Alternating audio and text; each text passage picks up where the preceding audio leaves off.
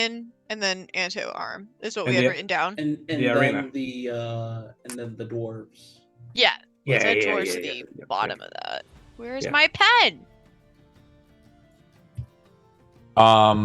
You never had a pen before? I'm Oh, very It doesn't sorry. exist. Is this your pen? Sorry, I've Huh? stolen every single one of your pens. No. Is this your pen? Wait, that's not a pen. It's a pencil. Never mind.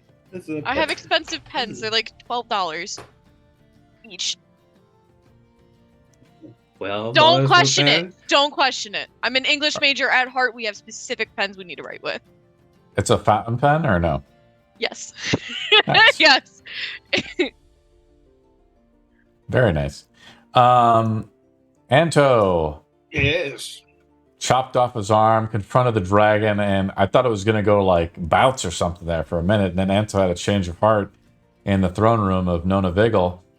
And Nona Vigil was like, slow down a little bit, Anto. I don't want you to like start a fight here. And Anto's like, you're the one who doesn't believe in me. And Anto, we came back 1 week later, and Anto was like, actually, I'm just kidding or something like that. It's just like, I didn't want you to just be mad or whatever, sad. The dramatic emotion just shifted. Yeah. Wait, that was against Nona Vigil? No, it wasn't Nona Vigil. It was against the dragon. It was against Ysira Cross. Oh yeah. Nona Vigil was in the room, and she was like, kind of like, don't start anything, Anto. And Anto came to his senses a little bit, and didn't want to escalate something. But he did lose an arm. He did try to fulfill whatever oath he thought was correct, and he kept his promise, and he gave a bit of his flesh, even though the dragon thought it was a little foolish. Oh my god. He's gonna mute Gnome, unfortunately. He's just got the dog going ham. It was sort of another downtime session. You guys were figuring out things. Delian sort of retreated back to the temple, and she says that she's walking around with the finger. She went into the vault, and we had met the Dwarven Slayer, who you guys gave him Whelm, right? For free. Which was the legendary axe, which he came and he said, this is a right. He actually talked about the legend of Centimir, and Centimir was a dwarf that was wooed by the darkness, stole Whelm from him, and twisted it on the promise of immortality. And Centimir was a vampire dwarf that you guys encountered in White Plume Mountain. And that's how you found Whelm. Why the Archmaid took Centimir and put him there is unknown. But you guys have given it to him, and he's basically a guy who wants to go to Kamladur and defeat whatever evil is left there from the darkness. And with the darkness resummoned, it could be dangerous, right? Whatever is there within the belly of the earth there, it's kind of like in Lord of the Rings, guys. That was the idea I stole from that one. So there's some, it's a pretty awesome. I think I have a good map for it too. It's not the one from the Wednesday game, I think, if you were in that one, Savine. Yeah, you were. And it's actually another map, another Dwarven map. That's really cool. Okay. But I'm trying to think what else kind of happened. Yeah, did I miss anything else, guys? Almost caught fire Yeah, because Oh yeah, the We got the Mephits kind little of. method. Yeah, the Mephits. the Medheads, yeah. Some of Soar's lackeys that he hired, just because he had like a lot of money, he was splurging. He wanted to have a bunch of hirelings around.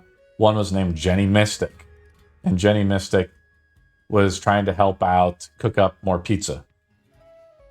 And the large iron stove in the back of the House of Otun there, which is basically your guys' home base.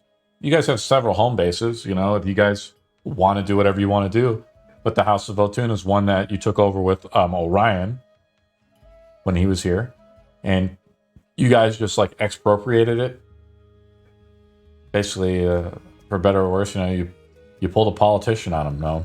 And you just exceeded his property. You're just like, yeah, that's mine. And he's like, that's not right. But you guys are just like, whatever. And so you took over his manor, and you know you guys liberated Stormbrook from slavery, and that's kind of where we're at.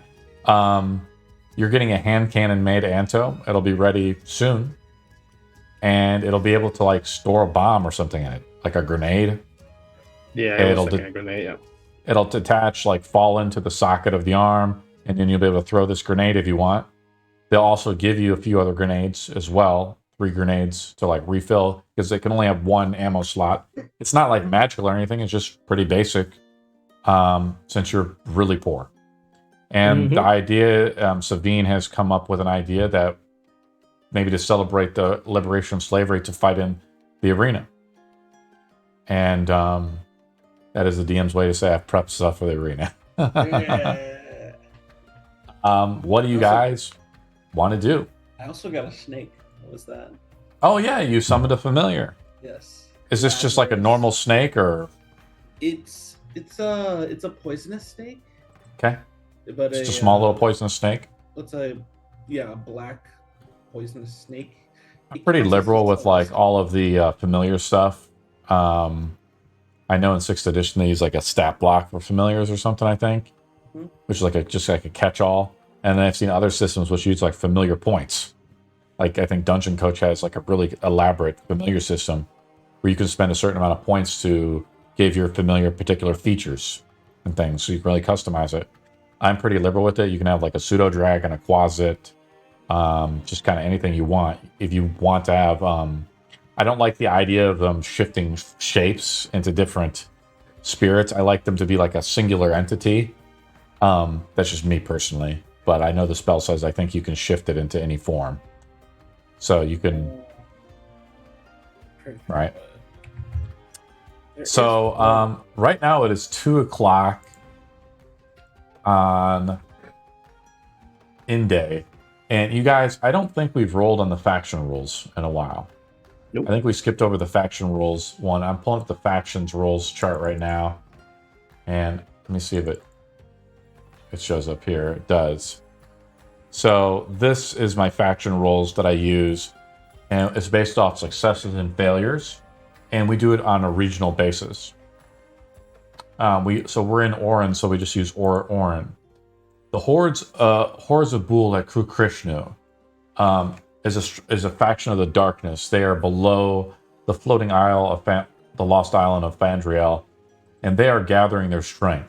There are rumors that the Orcish forces are going to head northeast to cross the strait there, and if they hear rumors that the king has died there from the Volmore kingdom,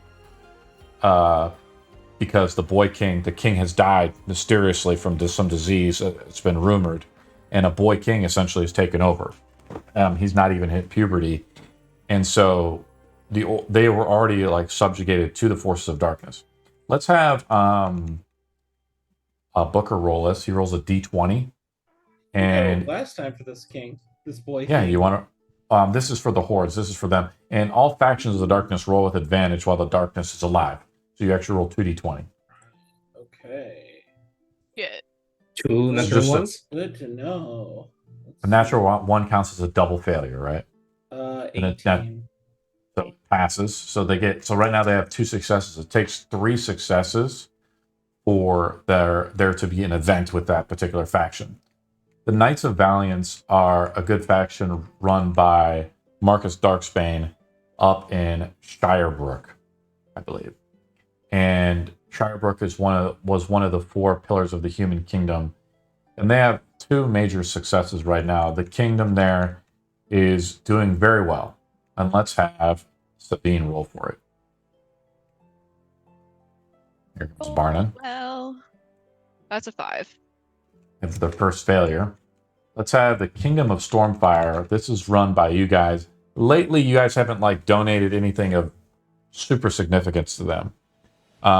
Slavery was not significant then, I suppose. Well, I'm just trying to think what something would give them like a major advantage from their particular faction. Hence the charity fight. I mean, kind of wanted. That's to be determined. That's to be determined. TBD. Let's roll. Let's have Gnome roll that, and Gnome will roll a d20. I remember the walls needs to be reinforced, and they're still fucked up. So Yeah, there's still a lot of damage, but things are being rebuilt in natural Why one, did you so there are trust 2 me? failures. Why did you trust me? We didn't. He said to tell. He just made you do it. We didn't trust you.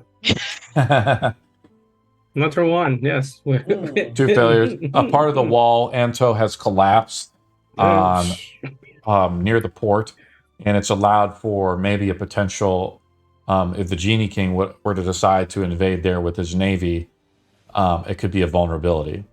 It would probably take a good 10,000 gold to repair, something like that, 5,000 gold to repair it. I'll look it up. I have all the buildings costs and stuff. Funny, that's actually what the charity is for. No. There you go. It's like we're having a backup. Yeah, so the charity, for sure. We'll say the charity is meant to pay off the wall damage, and what I will do is I will negate that roll that Gnome just made. The Volmar Kingdom roll. I'll have Barnon roll on this.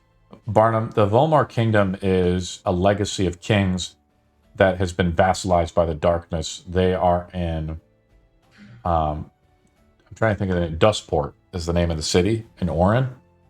And the boy king has assumed over as the king there has died of mysterious causes. It is only a matter of time before the forces of darkness assemble and assault this particular kingdom. Barnon rolls with disadvantage as an inept boy king is taking over. Well, I roll 100 or 20? 2d20s, so it's a disadvantage.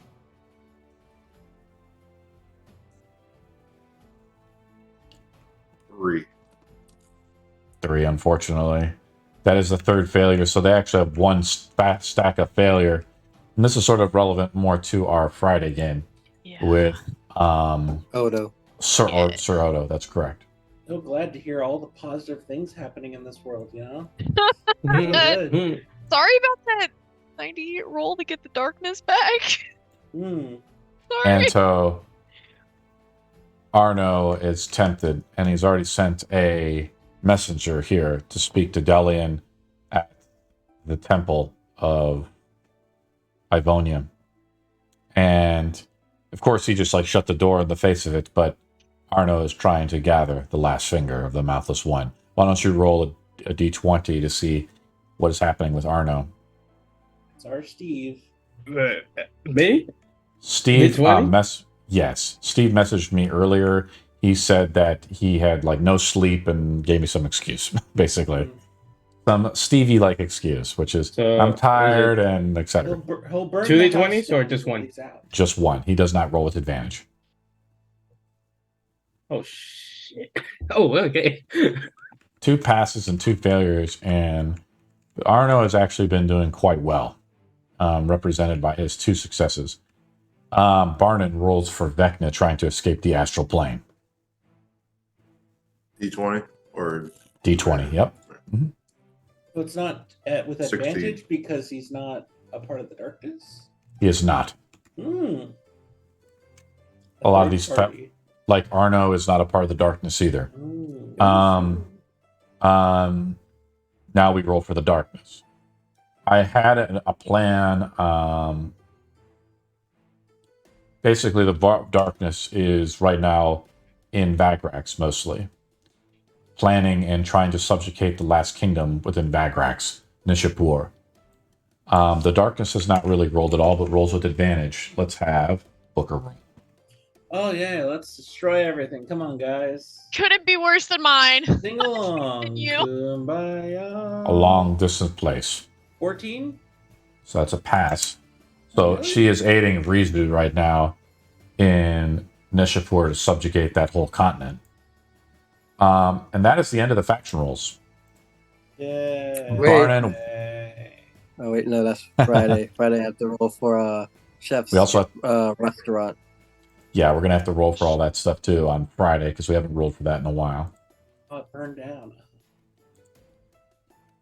Chaos. I rolled with advantage. I bought 20 freaking chefs. I think same thing with Wednesday. I don't think we've rolled in a little bit. Yes. I think on Wednesday we also will roll soon as well. We are just kind of relaxing, guys. It's 2:00 in the afternoon. This is sort of a downtime thing. As you guys are preparing to go into the arena, Savine, what was the name of the guy who came up to you? Do you remember his name? Did we give him a name? Let's name him Riker. Riker? Yeah. He's just like a promoter. He's not like a fellow gladiator. Yeah. And he's like, what do you think if we have... You guys are in the House of Voltune, like, kind of like thinking about the promotion for us. What if we think about it like the Abyss or something and theme it like that? Have monsters come out and maybe they're like that and we dress them up and give them the costumes.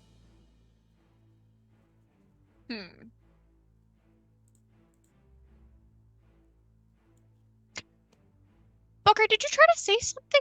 Your mouth moved. No, you're imagining things. Oh, okay. Must be this.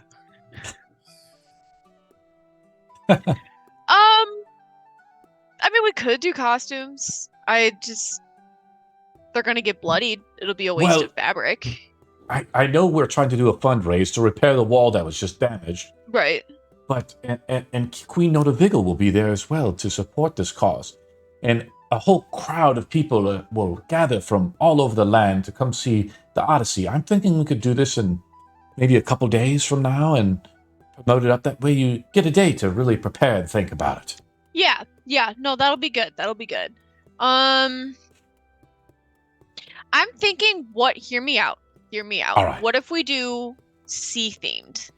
Under the sea creatures, if you will. No. Oh. Anto, you don't think so? Have you fought in the pits, Anto? I don't remember. I fought in the ocean. I'm tired of it. Oh, so you are planning to fight with us. That is so nice to hear. It's the Odyssey, obviously.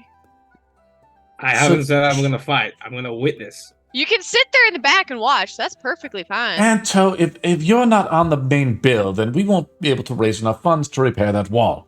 You have to come. Just find somebody and put in my own hairstyle and everything. Cut off his arm and it'll look just like me. See, it was good up until, cutting off his arm. Yeah, we're still working on that. Yeah. Anto cannot be trusted by himself, Now we have to make sure that, we have a retractable leech, Can't go cutting off your arm again. What? You can't go cutting off his arm again. Another one. I only got one now, so can't cut my one arm with my arm because... You can ask someone to cut off your other arm. A good swordsman has his ways. It was that one time anyway, so... Do you not like the Under the Sea theme? Do you not like... that? No. I don't mind. I can transfer into swimming creatures. I like. Well, we're not actually going under the sea, right? Right, Riker? We're not going actually under the sea. The whole arena is full of sand and stuff, though. We just can't pour water and bring out tubs of things. Yeah. And so many people want to see it. We need a place that's fantastical to go to. I'm starting to look at Booker and say, but we can make illusions to make it look like a jungle and stuff. Not here. I don't have an illusion that big. The biggest thing I can do is keep the moment, and I'll go through my book while I'm looking for this. I don't have... Bonin, what is your suggestion? I was thinking the Abyss. It's scary, and what would be greater than Bonin the Mighty coming out and slaying the creatures of the Abyss? Well, not real creatures and not real demons, but, we put costumes on them and stuff. The key to any pinnacle performance is simplicity, and in my opinion, this is far too much for a simple stage. Simply bring out grand beasts in a pit of sand and dust and see what we have. Make do with what we have. You've lost your touch. This is not my specialty. But... That's it. This is a once-in-a-lifetime event to gather such mighty heroes, an archmage, the legendary Bonin, and our own gladiator fighting along side by side. This is incredible. We need imagination. We just can't have you fight a bunch of boars and bears and so on. We need something fantastical. What do you exactly have down in there? Well, I have an idea. If I ruin it, I tell you what I have to tell them about all your secrets. I wouldn't do that. We have to keep it somewhat a mystery. That's what makes for entertainment, Booker. Hey, I have an idea. I will get Delia to read your mind, I swear. We can theme it off of these swamps that I grew up learning my druidcraft in, since we had to always be wary of the black dragon, you could have that ambience feeling of the spooky. How about a swampy, murky tree that comes out of the middle? So you have your Of sand. So you have a she has her tree. water that she wants. You have your dark, creepy stuff because the poison dragon. You can have fun with that, and you have your cool little atmosphere that could have a lot of colors in it. Yes, I agree. I could have a guy throw some buckets of water in. It'll make it feel like I it's try to raining. use all the ideas. I like The abyss might not be a bad idea. Unless you're deciding you're going to paint a boar black or something. Booker, have you ever been to the abyss? I've only read about it. Yes, I know of different. Are we talking about the plane, the abyss?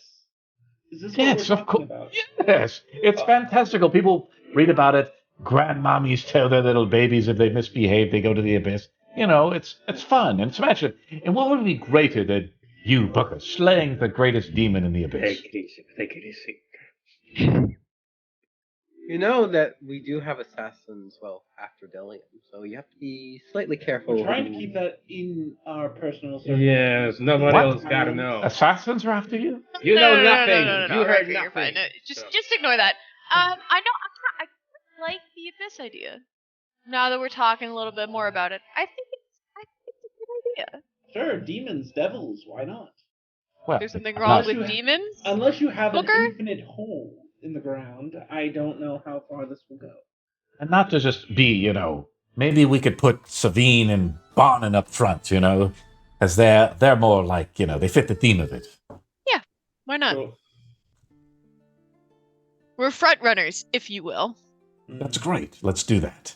As Well, we long don't as do it is anything wrong. executed well, I have no qualms with it. But remember, simplicity is better when executed perfectly rather than complexity executed poorly. yes, what's more simplistic than the abyss? The plane of 1,000 levels. Exactly what I am. Well, we're concerned just about. going to be on one level, Booker. I mean, we don't need to go overboard here. And, All right, it's settled then.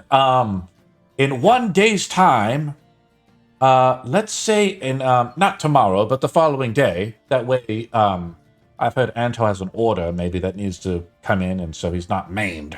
Who We told want you? him. Well, it's out there. I mean, you're walking around town with a stump on. Oh my You're God. one. You're one of the Put a- man, lords you of know, the ma- He's I put a also- jacket over his A shoulder. couple He's times. sensitive about it. Word gets about, Anto, and people aren't just lopping limbs off for themselves. I mean, it's weird. Someone found an arm in an alleyway. Oh, that's not really. Oh my God. Who would do such a thing? We could probably use that, actually. Yes, I mean, you can't just chop off limbs and just leave them there. We've had those types of accidents in the arena, and, we have to clean them up. Anto, you Leaving- didn't even take your own arm. What? Do we need to have a conversation about littering? I don't know what you're talking about. Anyways, Riker, go get the word out. Righto, I'll start the promotion right away. I'm looking forward so we can raise enough funds to get that wall repaired. Toodaloo! Try not to mention my name too much. So you're going to be in it. You will be on billing, Anto. Farewell! Oh, What do you Unnecessary. guys do? I got away from my order, so Very proud of you, Anto. You're Proud of what? You're a very good people person. what are you talking about? Well, people just seem to be generally good with you. I don't know. Your name is almost as well renowned as Barden's, actually. No, I think People like something's you. going on. So everybody's like trying to eavesdrops on everything. So I don't know. Your Well, it's not every day you make a dragon cry. and it's not every day That you cut your happened hand in- off in an alley. No. And it's not every day that you end slavery. I Right. did not end slavery, though. But you cut off your hand. And you You made were a dragon 12. cry. You made a dragon cry. Are you gonna keep bringing up that? And you did contribute to the end of slavery. You did. You did. You did. Did I, though? Yes. You were the one I- who went gung ho into there, Oh, but I'm pretty sure Probably that should. guy left days before that. and it is our fault. If anyone should be cutting off their hand, it's me. No, it's fine. It's No fine. one's cutting off their hands anymore. Got it? I pull out a dagger. Are you sure? I can do it right now. If you try, I'll do it for you. Not Yeah, really just like hand just reinforcing kinda- the point there, Just but okay. falls out. Just fine. Fine. My God. So are we really going to give that dwarf the hammer for free? We're not going to charge. We're not giving him it for free. We're giving it to him on the promise of making good connections with Stormbrook, as well as also, while we're down there in the mines, we might as well look around. Okay, so what you're thinking about is like making like some sort of like allegiance between Stormbrook and this other place? Yes, and whatever rewards come from that are just general gains from such a good, good teamwork.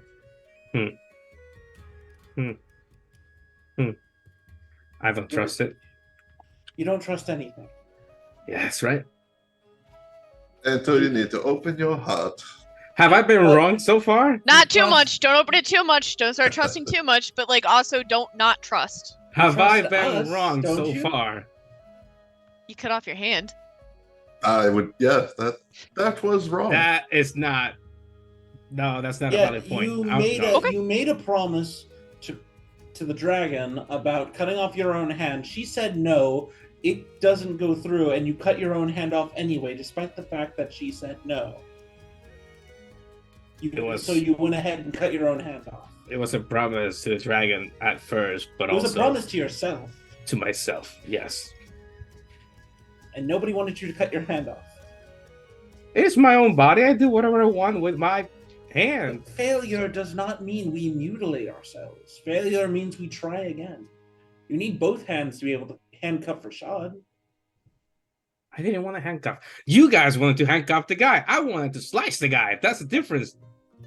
I'm on his side with that. On I don't know who two. this guy is, Because but if I I'm good remember with that. correctly, the dragon was saying to end it immediately, not take your time And by we making ended stuff. it. We did not. Look, It ended is, itself.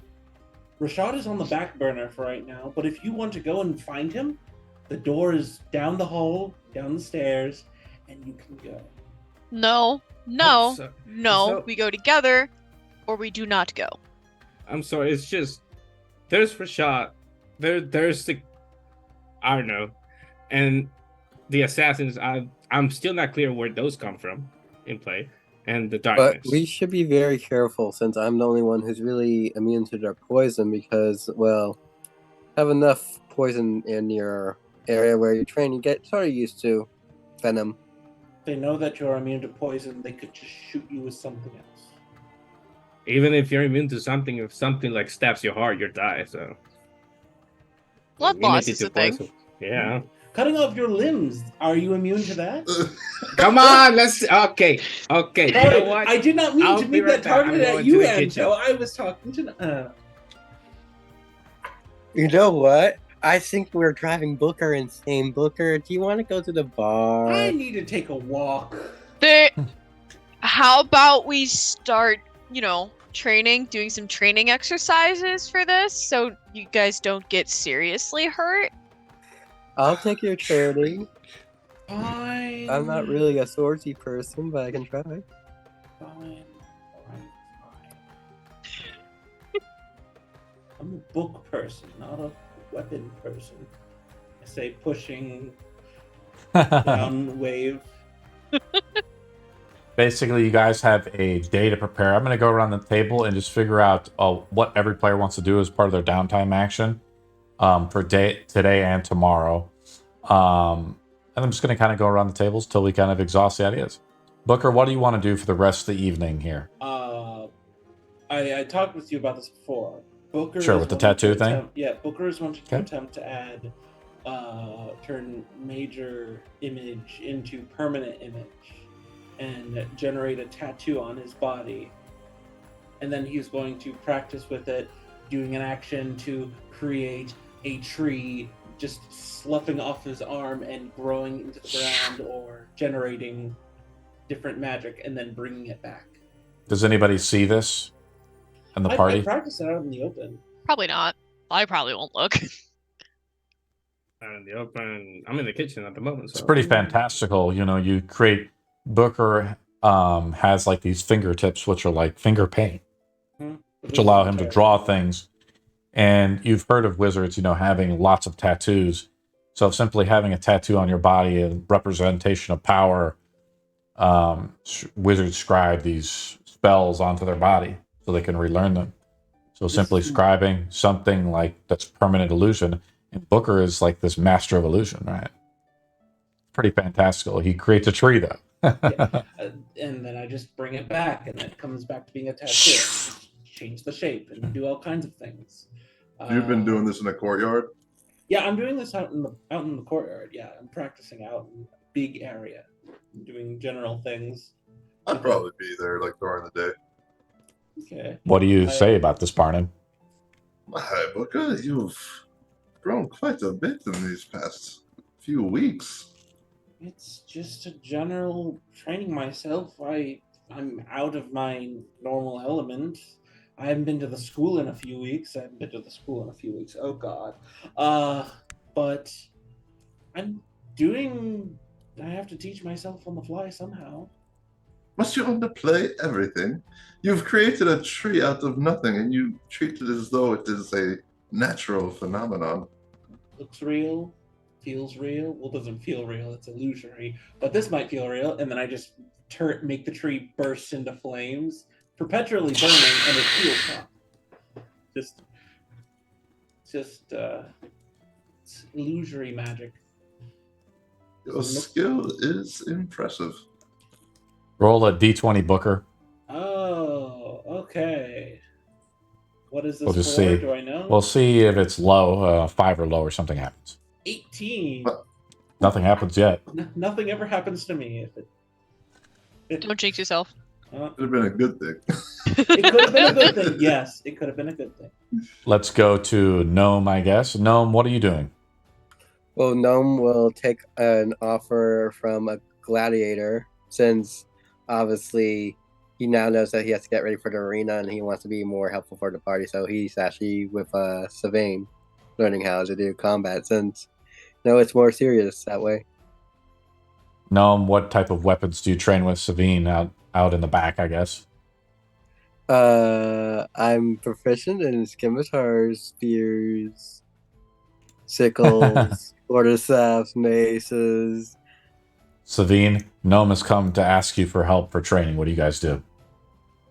I will probably be bringing whoever wants to train down to the arena and train in their training pit they have, so they can get a feel of the ground. Sure.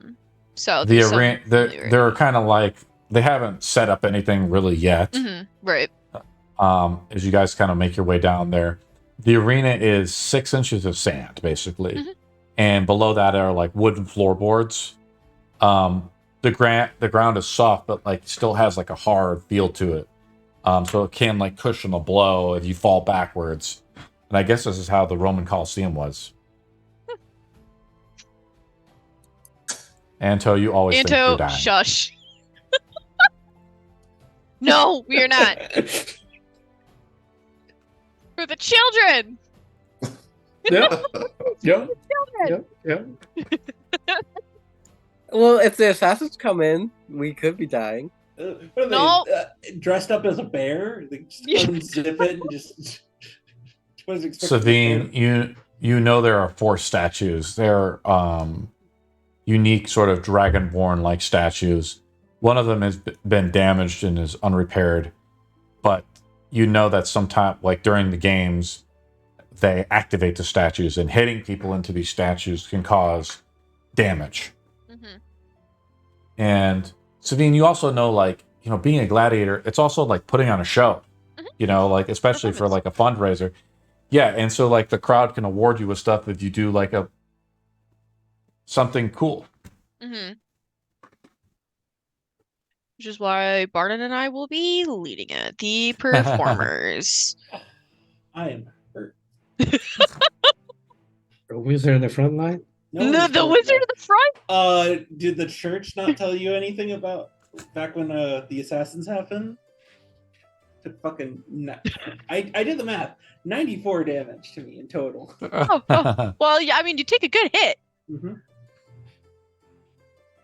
Thank you, No, wizard. roll a d20 to see how well you train with Savine.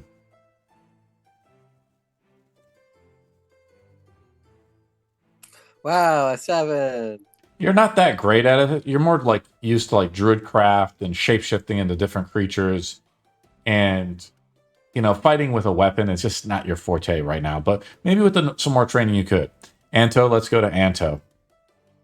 I was in the kitchen. Can I find some bread? Yeah, Anto, the steam method in here is doing great. Do you want a slice of this pizza? No, not. It's got lots of anchovies. It's just like the bread you're asking about. Yeah, no. Uh, Just give me just some bread, and that's it. All right, here, take some bread. It's like the bread is kind of like the French bread, you know. It's like kind of really hard crust and a very long, you know, but it's tasty once you're through the thick crust of it all. It's very good. This is life. Bread is like the pinnacle of like the civilization. Do you want some tea, Anto? Sure. All right, here you go. It's some peach tea. Peach. All right. Is it good? Well, I'll yeah, taste it. It's from the garden in the back. I tested. Is it like enough to puke it? Yeah, it's not. I've never had peach teas. It's probably pretty good. It's probably unique for you, for your Anto, you've just been a soldier your whole life, eating all those food rations and stuff. You need to expand your horizons now, since you're the lord of the manor. I'm not a lord. Oh, come on. Oh my god. You know what? Forget it. Lord, whatever, solar. I don't give a fuck anymore. I start walking with the bread and the tea outside of the house. Yeah, I'll sit in front of the house. Not. I just have to wait. That's it. You're like looking at Booker, like he's like this giant trees ablaze in front of the yard. It looks real, it feels real, but you probably, unassumingly, know that like Booker's just up to something. Waves his hand and it becomes a fire elemental. Big shape. Have it move around. Then just bring it back to my arm. And at that moment, I start to make sure that I start running if the house catches fire. So it just envelops me in fire. It feels really hot and I hate it, but it's not hurting me. And then just Let's do a burning. Barden is out in the front watching it. Does Barden want to do anything before the Gorefest arena? Yeah, I'd be going out to the taverns to advertise the show. Been singing Really? the tale. You're gonna be in it there, Barden. Oh, of course. What's the I am theme a gonna member of be? the Odyssey. Oh, that is a secret, I'm afraid. You'll have to go and attend. I'll make sure to give you my 5 copper.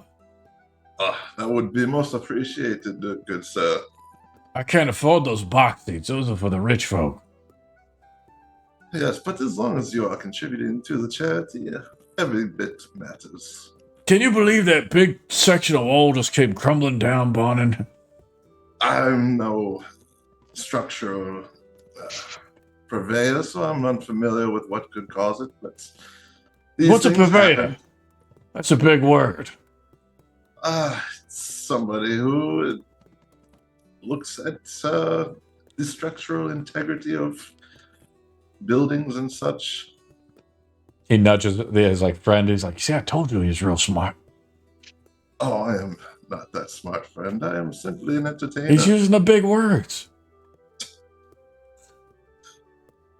And I would just go about singing the songs of each member of the Odyssey of Illuminators. And they're like, is Excellent gonna be there? Shut up, he died. Mm. That's the end of the day. Like, you guys are kind of doing your own thing. I'm just gonna go the next day. If you haven't clicked the long rest button and re-prepared your spells, again, the Gorefest Arena is supposed to be the following day too, right? So I'm gonna go around the table once again, and this is your time to like prepare or just do anything, think about anything, or explore whatever you want to explore. Maybe some of these plot points that we've thrown out there. Ask questions or do whatever you want to do, or within your purview and power. The Gorefest Arena is supposed to happen at high noon, so you'll have another long rest, right? So you could do more stuff today if you wish. Let's go to Booker.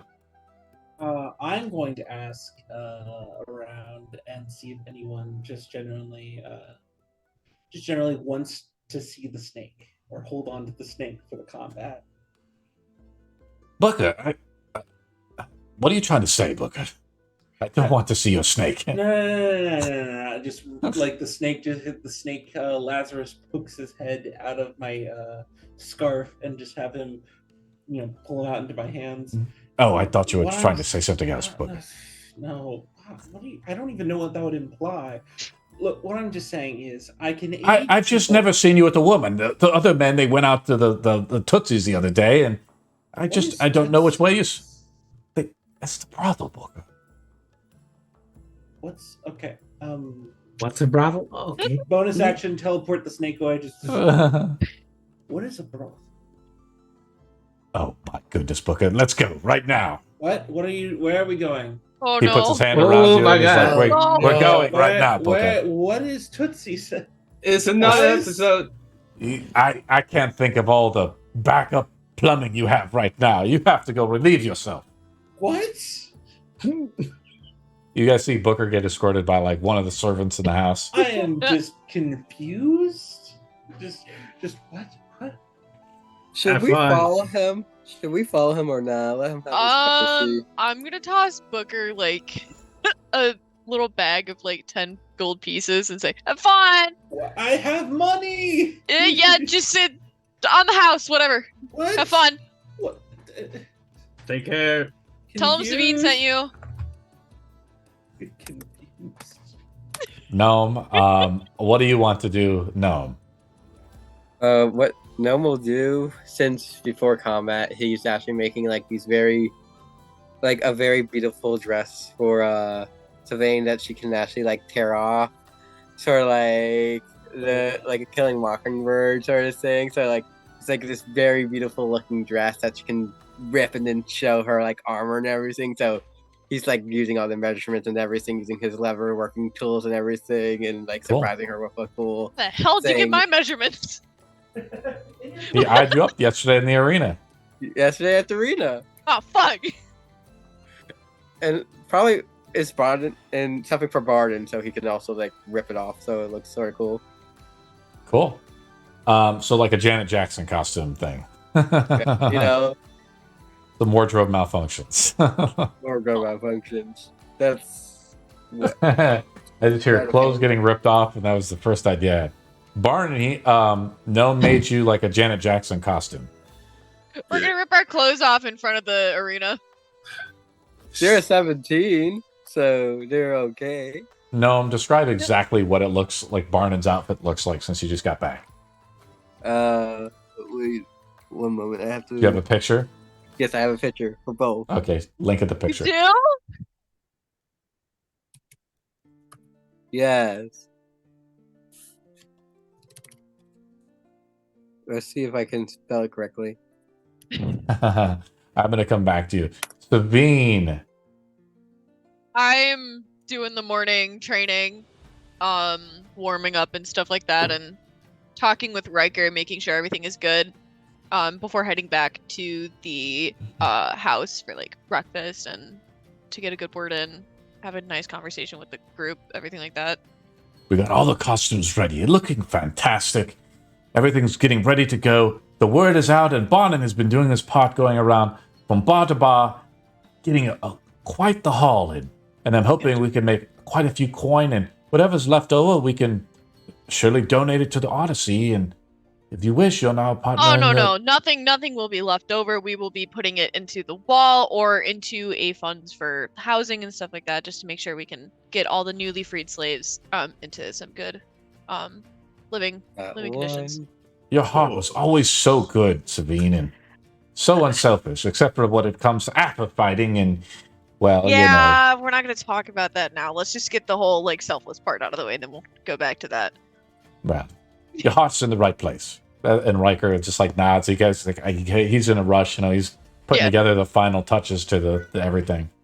I'll see you in a few hours. Second, I'm gonna head well, back to I'll see you house. tomorrow. Tomorrow, yes, not a few hours. Yes. Sorry. Okay. Hours. Dates are very important to me.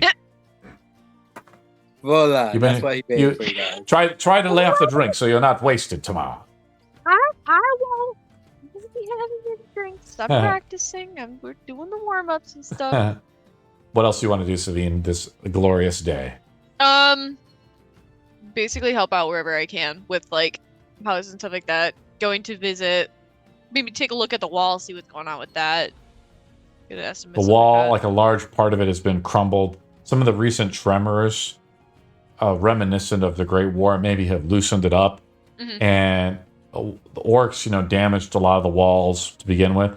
Yeah. Ian repaired most of the walls leading up to Whitehaven, but the rest of the city needs to be defended too. And so you have all these like layers of walls that kind of go in through the town. Yeah. And so this is an area of the seawall, basically, that needs to get repaired. It runs right up through the coast where the waves constantly hit through all the rocks there, and runs right up to the top there. And a large part of that wall has collapsed. Cool. And it's unfortunate. The soldiers and stuff are trying to clear it out through debris. There's no construction equipment, and the mages, they're not the greatest. Like, they don't have like telekinesis to like move stuff. Mm-hmm. So a lot of stuff is just being done by hand. I'm going to go to Anto. Oh, before that, I'm going to jump down and help them with that. Move some pieces for a few hours. You're lifting up, and they're like, hey, Anto, what do you want to do? Oh, if I remember, the library expedition, was it? The Great Expedition? Yes. It's not going to be open for like about, 5, 6 days? Was it? It's like partially open right now. 2 days I think we have left. Yeah, I can't hear you, Booker, because you're like... It's like partially open. It's not open to the general public, but for the Odyssey, it's open. Oh, we're an exception. Okay. Well, I'm head out to the library, the Great Expedition. Okay. And I'm trying to inquire about Black Racer. Interesting. Even if they don't have information at the moment, just like see if they can like scrunch up any information they can gather till my next visit. You walk in and see if we have this map. So remember when we first went in here, we didn't have a map for it, right? Well, no, Telspire like shut down or something. Yeah. But did you like the outfits I showed you guys? Yeah, they're nice. They can hide, your real armor. You just go like, boom, boom.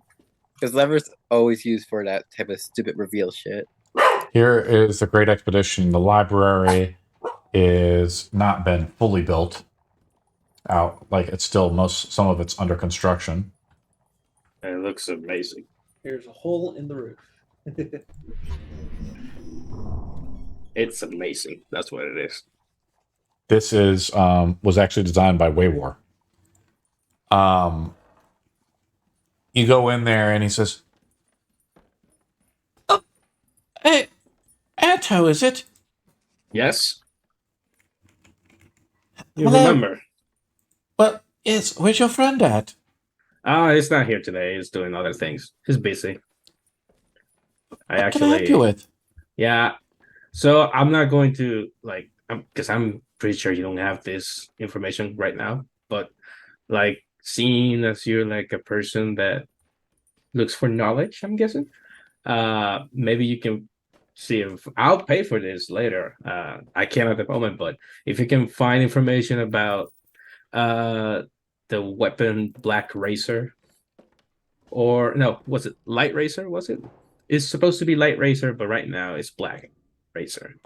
Let me take a look here. You have to make an investigation roll. Investigation? Oh my god, no. Where is investigation here? Come on. Ah, 13. When the roll's like kind of in the middle of the roll like that, middle of the road, I just make a counter roll. That's one. Go low. I rolled a 10. So you find information about it, but also he's like, I didn't know if you were bringing your friend back, but some of these artifacts from the study of the king came in, and no, the queen didn't want them in the premise anymore. And I thought maybe your friend would want to take a look at them because he was asking about them too.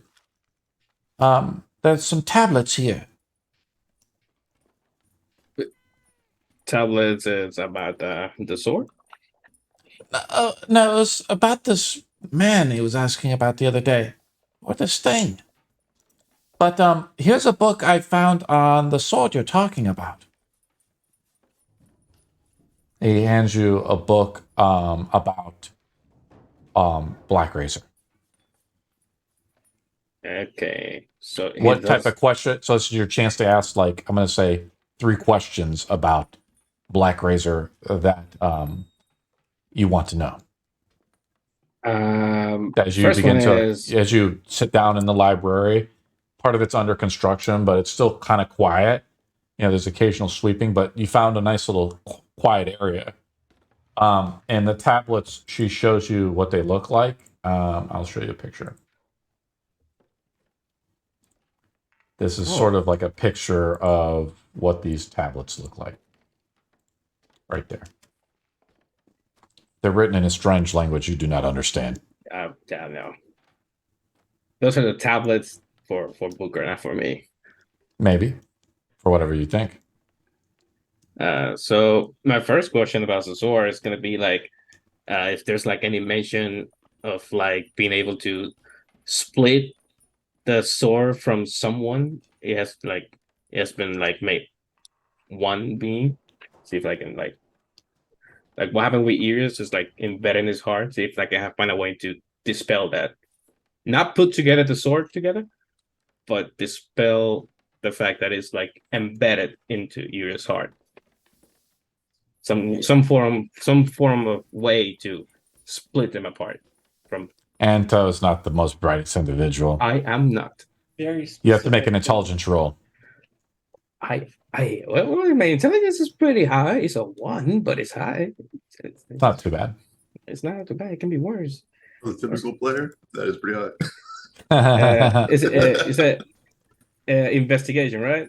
It's an intelligence roll. You have to make a general intelligence roll. Intelligence 20. Well, it's just a 1, so. 11. Well, no, 12. Sorry. That means Unfortunately, this is sort of beyond you. You don't find a direct answer in the book about this, but maybe there is an answer to it. There must be a solution. You just haven't found it yet. What other? You have 2 more questions, Anto. That was your first one. So I did hear the sword like could be we can have help from like celestial beings, was it? Like something like You that? read the history about the sword Black Razor, which was once Light Razor. It was forged in the 7 heavens by the gods themselves to fight with the darkness itself. They fought at the great battle of the Great Gaia Tree. When Orion closed the Deepwood Earth roots, the Great Gaia Tree is to the south of here. And it's been rumored that the tree's roots are withered. And you know that Azul's mother is actually one of the archdruids guarding it. I was gonna mention that fact about Soul. Yeah. So you read that the gods fell when they fought this, and that's so you know the sword was at one time celestial nature, but is it still? Perhaps. And you know it was forged at a place called the Pillar of Creation in the second heavens. Pillar of Creation, second heavens. Let me see if I have a picture. I'm guessing my last question is gonna be like if there's any other way to reforge it back together besides help from the Celestials. The seven heavens. Yes, you can make a intelligence roll again. Why not on the athletics roll? Because you're not a wizard, dude. Brute force my way to this information. Let me use my muscles. Natural that's it. 1. That's it, yeah. You're kind of like one of those guys in college, like reading through the book and you read like a paragraph and then you just zone out. Oh, you just instantly fall asleep. Yes, you zone No, out. like and the just, History Channel. No, you no, start thinking like about the like porn girls or like something else. The book disintegrates in his hand. Not again. Oh no. Turns out it's cursed ground. It's one-time reads. That's You fine. should seriously have a guy like You just got Mission NPC. Impossible, bugger. You should have an NPC that's like the History Channel guy that we all have fallen asleep to. You know who I'm talking about. His ability is literally just to make someone fall asleep. Dave Atkinson or whatever, that guy from Discovery. Yes, I have fallen asleep so many times. And so Quill comes up to you and says, Did you find what you needed? Sort of. But yeah. Well, Thank hopefully you you for the can help. come back in a few days and everything will be kind of more. We might have some more books in too. I'll make sure to drop by. Regarding those tablets for Yes. my friend, Yes. if you can just like hold on to it, like make sure nobody else sees that. Well, safeguard it. we don't really have a museum around, Stormbrook here, and this was taken from the castle. Yeah, Whitehaven. just try not to sell it to anybody else until at least he takes a look to it. Oh, I no, promise no. it's not going to turn to ashes this time. Anto, you don't understand. This is a library. People don't buy things here. They just check them out and then they have to return Everything's them. got a price, Quinn. So Okay, I understand. I'm just making sure. But I appreciate it. I honestly have no more queries here. So have a good day. I leave the place. Fare thee well. Booker, what do you want to do? I don't think this is my choice right now. Not Booker, I'm sorry, Barnon. So I'm gonna get the outfit from Gnome. I'm like, what is this you have provided to me? I'm gonna be unraveling it, looking at it, Oh boy. put it on. Well, Particularly tight around the nether regions. Well, since you guys are opening, I thought it'd be nice to have, some type of spectacle. So, I'm used to making tearaways because, I work for the sex field and that's how my family became nobles. So I decided to give you guys something that you can have over your armor so you can, rip it off and have like a nice little reveal. Question sure. to Gnome, just generally speaking, or just as in general. Does Velcro exist in this world? How are No, these it does not. tearaway? How are It's these awesome. tearaway? There's little pins or something. I don't know. It's magic. Actually, tearaways used to way back in the old days, they actually had this way to actually simulate like Velcro. What they used to do was they had fabric where you actually used something known as a interlock, like sort of like pockets. Yeah, but there you instead go, all do Booker. is, like, There's your answer. you hide it, Interlocking sort of, like, clothes. little foot. I just So all you didn't have to do know. is just go boom. Okay. Just like that. And Barton, before you know it, he's in his skinnies. Hey, I teach you how to do it, so you know how to do it. this is not It's my very easy. typical performing attire, but this is also not my typical performance avenue. I Well, shall give it a try. Though I would like to add a little bit of purple. It's a little bit too dark for my liking. Well, you can do that. I didn't have any dyed leather. They're dyed leather, like red and black, are very cheap. Purple is like a platinum or something like that because purple's seen as a royal color. Of course. You can probably use magic. Oh, Booker, could you, Is here? It's not in the is he problem. there? Is he you look around? at Booker's chair; it's empty. Oh, I shall ask him about it later tonight. He's having fun Yeah. right now. Literally, my years of worthless knowledge of which color of leather is really expensive has finally paid off. Do you know why purple dyes were expensive? So purple and blue were originally seen as noble colors. So the lower class would never actually get it unless a noble person threw away that type of color. And those type of dyes were actually really hard to make originally. Mhm. So it would be more expensive. So that's why a lot more richer people, whenever their clothing were discovered, was always in purples and blues. And when you see polar people, it's always like red and black because red and black was very easy to access for lower class. And then when it's upper class, that's why you have those prettier colors. And do you know what it takes to make the purples? No. I do. Sea slugs or sea snails. Yep, there's chemicals in them that make the color. Barnon, you know what you do. You've been given a quest.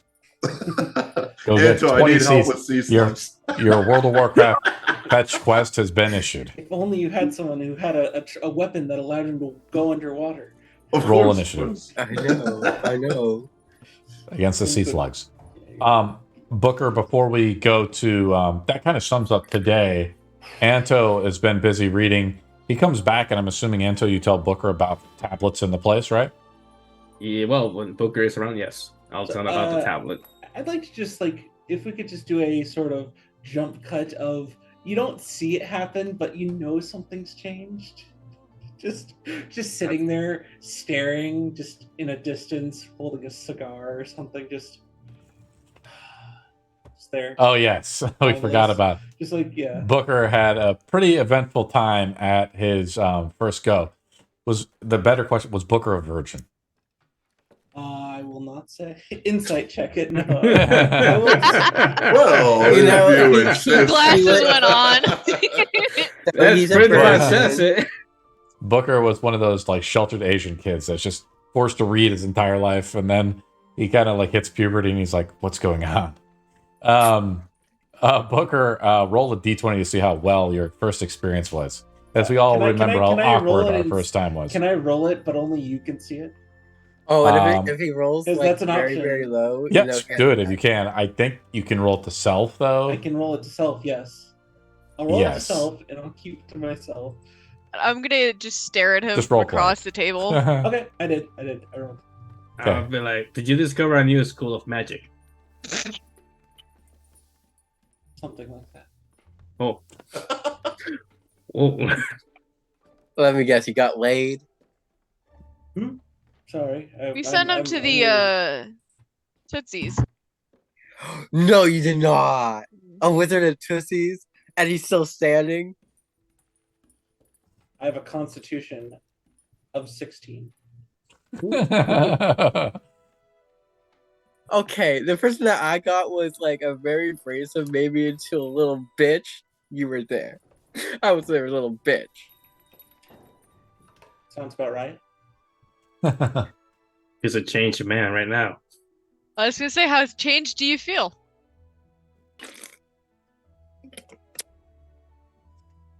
Now, do you important. understand It's not why I important. say you It's need not to release some steam at times? It's between me and. Mhm. Between you and what? Go on. Finish the How ma- sentence? How many someone So, else? is everyone prepared for the fight? I had a good night's sleep.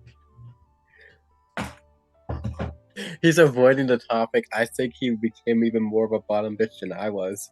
I think he fell in love with a whore. Oh no, that's the worst type of love.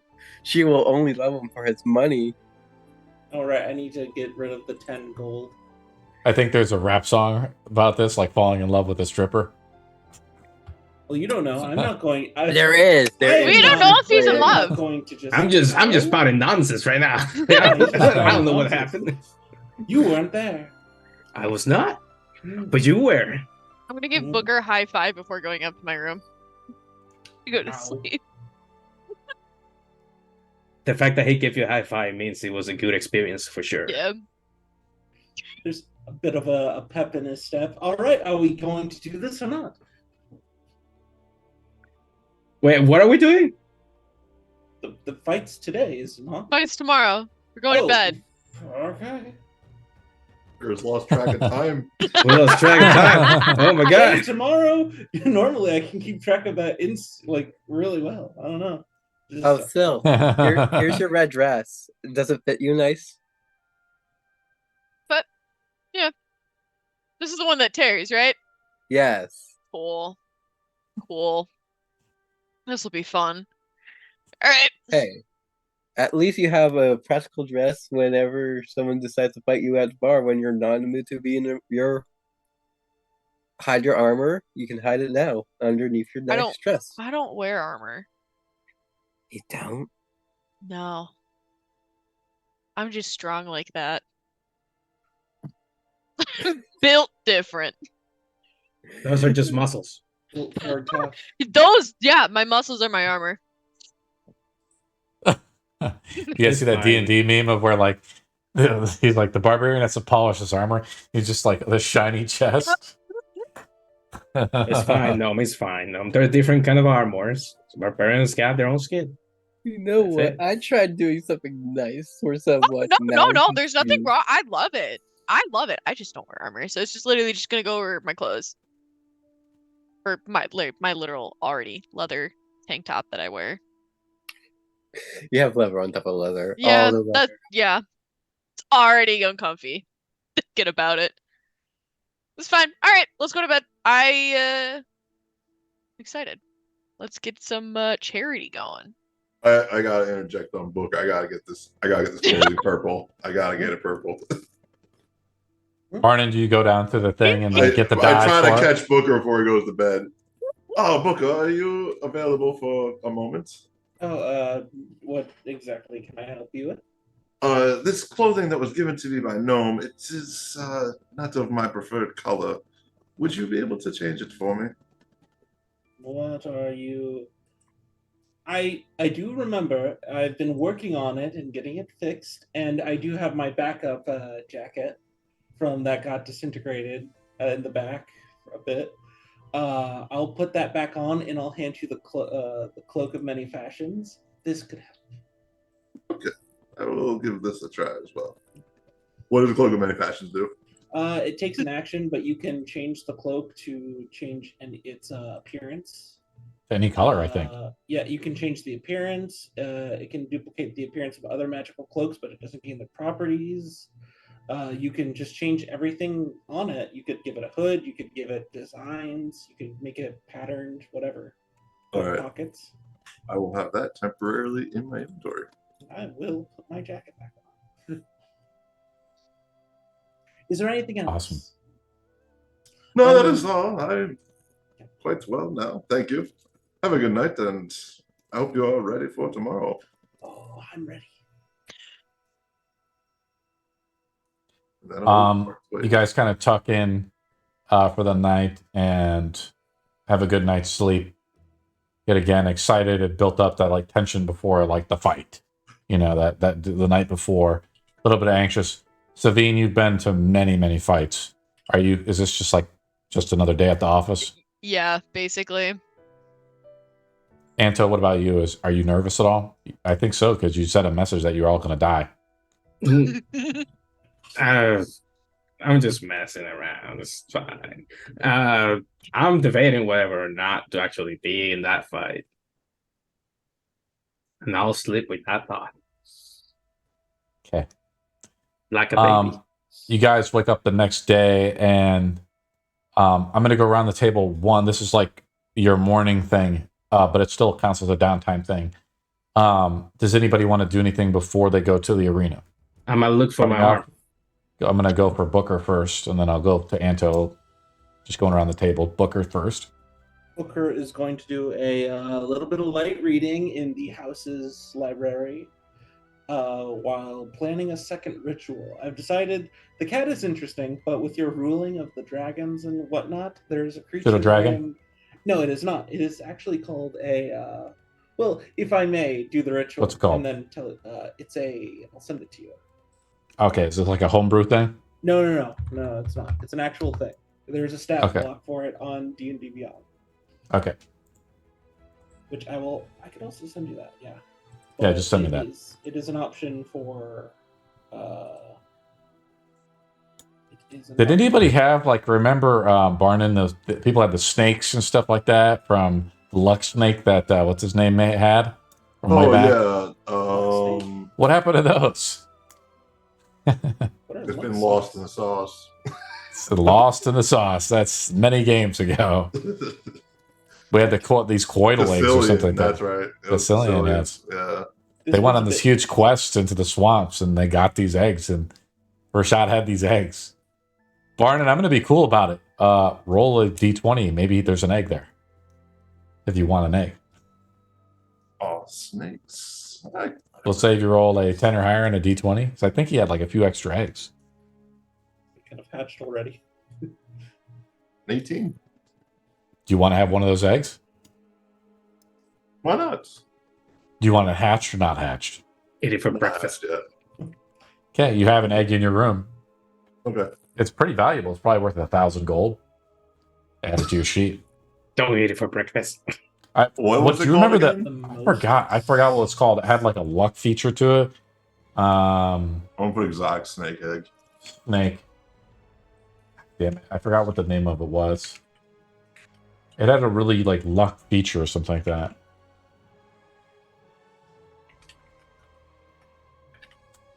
I don't remember. I have to find it. It's a homebrew creature. Gnome, do you want to do anything else before we begin? Gnome will get ready to turn into a polar bear again, since polar bears are awesome. Yet they're not in fucking D&D, so dire bear's as close as you can get to a polar bear, because polar bears are fucking overpowered in real life. I thought Marty in our Wednesday game, he plays a polar bear. You have a polar bear. There's a polar bear stat block. I don't know if it's a polar bear though. No, there's no real stat block, and this is the closest I can get to a polar bear. It's just a bear, but he has like it be white. Yeah, he's just a white bear. There's a polar bear. It's on the Monster Manual, 330 to 4. Walking speed of 40, swim speed of 30. Yeah. A large beast. There you go. You get your polar bear. It's challenging. Can you send that to me, because I'm a dumbass and I can't fucking find it. Yeah. Yeah. And sent to you. I think Booker likes using D&D Beyond. I like using the 5e tools. It's just like a much better search site. Just trying to make sure we got speed of 40. They're really quick, and they have a swim speed of 30. So they're actually pretty quick. Strength of 20. Wow. Yeah. Yeah, polar bears are amazing. This is what the stat block is. I got them for Monsters and Magic. What else, Gnome, do you want to do? My stat just pretty much just sit down and just like relax, just get ready for a fight. Awesome. Savine? Basically just fight prep. Okay. Standard. Anto, a gnome runner, comes up to you and says, Anto, we need to have you come down to the shop right away. Yes, I was gonna go there myself. Anto, you go to the shop. Gears, gizmos, and gadget. Anto! And you're back! I'm doing fantastic. If that armor's done. If it's not, then I'm not doing great. Well, come right over here. Bring that stubby arm of yours. Yes. Put it on the counter. Don't be too loud, please. Okay. I mean, you're the one with no arm. Yeah, but no reason to scream it. There's no one else here. It's just me and you. That you know of. Shut up there, Gizzy. You hear someone scream from around the corner. I'm sorry, there was someone nearby. Just get it done, please. All right. Well, let's try to fit this correctly. Put it right here. He brings out an arm. It's like a little golden, type of hand, copper fitted. I'm thinking kind of like Jaime Lannister's hand kind of thing. And it's like a finite hand, enough for you to like grasp your shield, right? There's like a hook, but it looks humanoid. And he fits it around your stuff to where it works enough. And it straps around the elbow, a couple times. There's like a leather strap that comes down, so it actually holds tight into your thing. And it probably runs up all the way to the shoulder. That's probably how it all fits together, so it can all hold together as one arm. And it's just like he said, like it's big enough to where like if there's a pot, he's like, you hit the button right here, and you see it like clicks open. He's like, the bomb goes there, it falls right out and snaps right back. So the finger joints, they do not move, right? No, you didn't pay enough for that. No, it's fine. Next one, I want it to move. Oh, so you want like one of the ox models. Yeah. Yes. Oh, But that's for another time. Well, you're fighting in the arena today? There's been promotion all over. Look, and he's like, points on the little wall over there. There's like a little flyer. I rip it off real quick. I crunch it up and I throw it away. You realize I will carry you to that arena if you like it or not. Oh my god. So yeah. And Anto, you can add it to your sheet. Like you have an arm now, like you have this thing, and you have 3 bombs. 1 bomb is already holstered in there. I think I put the bomb in there as like, we could have it. Let me take a look here. Bomb. Oh boy. Oh boy. I don't have like a bomb per se. I'm thinking like alchemist fire for starters. Something like that. In Like alchemical fire. alchemicals. Alchemical fire. Oh, there it is. Right. Item bomb. It's in the DMG. Hmm. See what they say about it. So you can throw it up to a creature 60 feet away. And any creature within 5 feet makes a DC 12 dex save. And it takes 3d6 damage. I think we talked about this last week.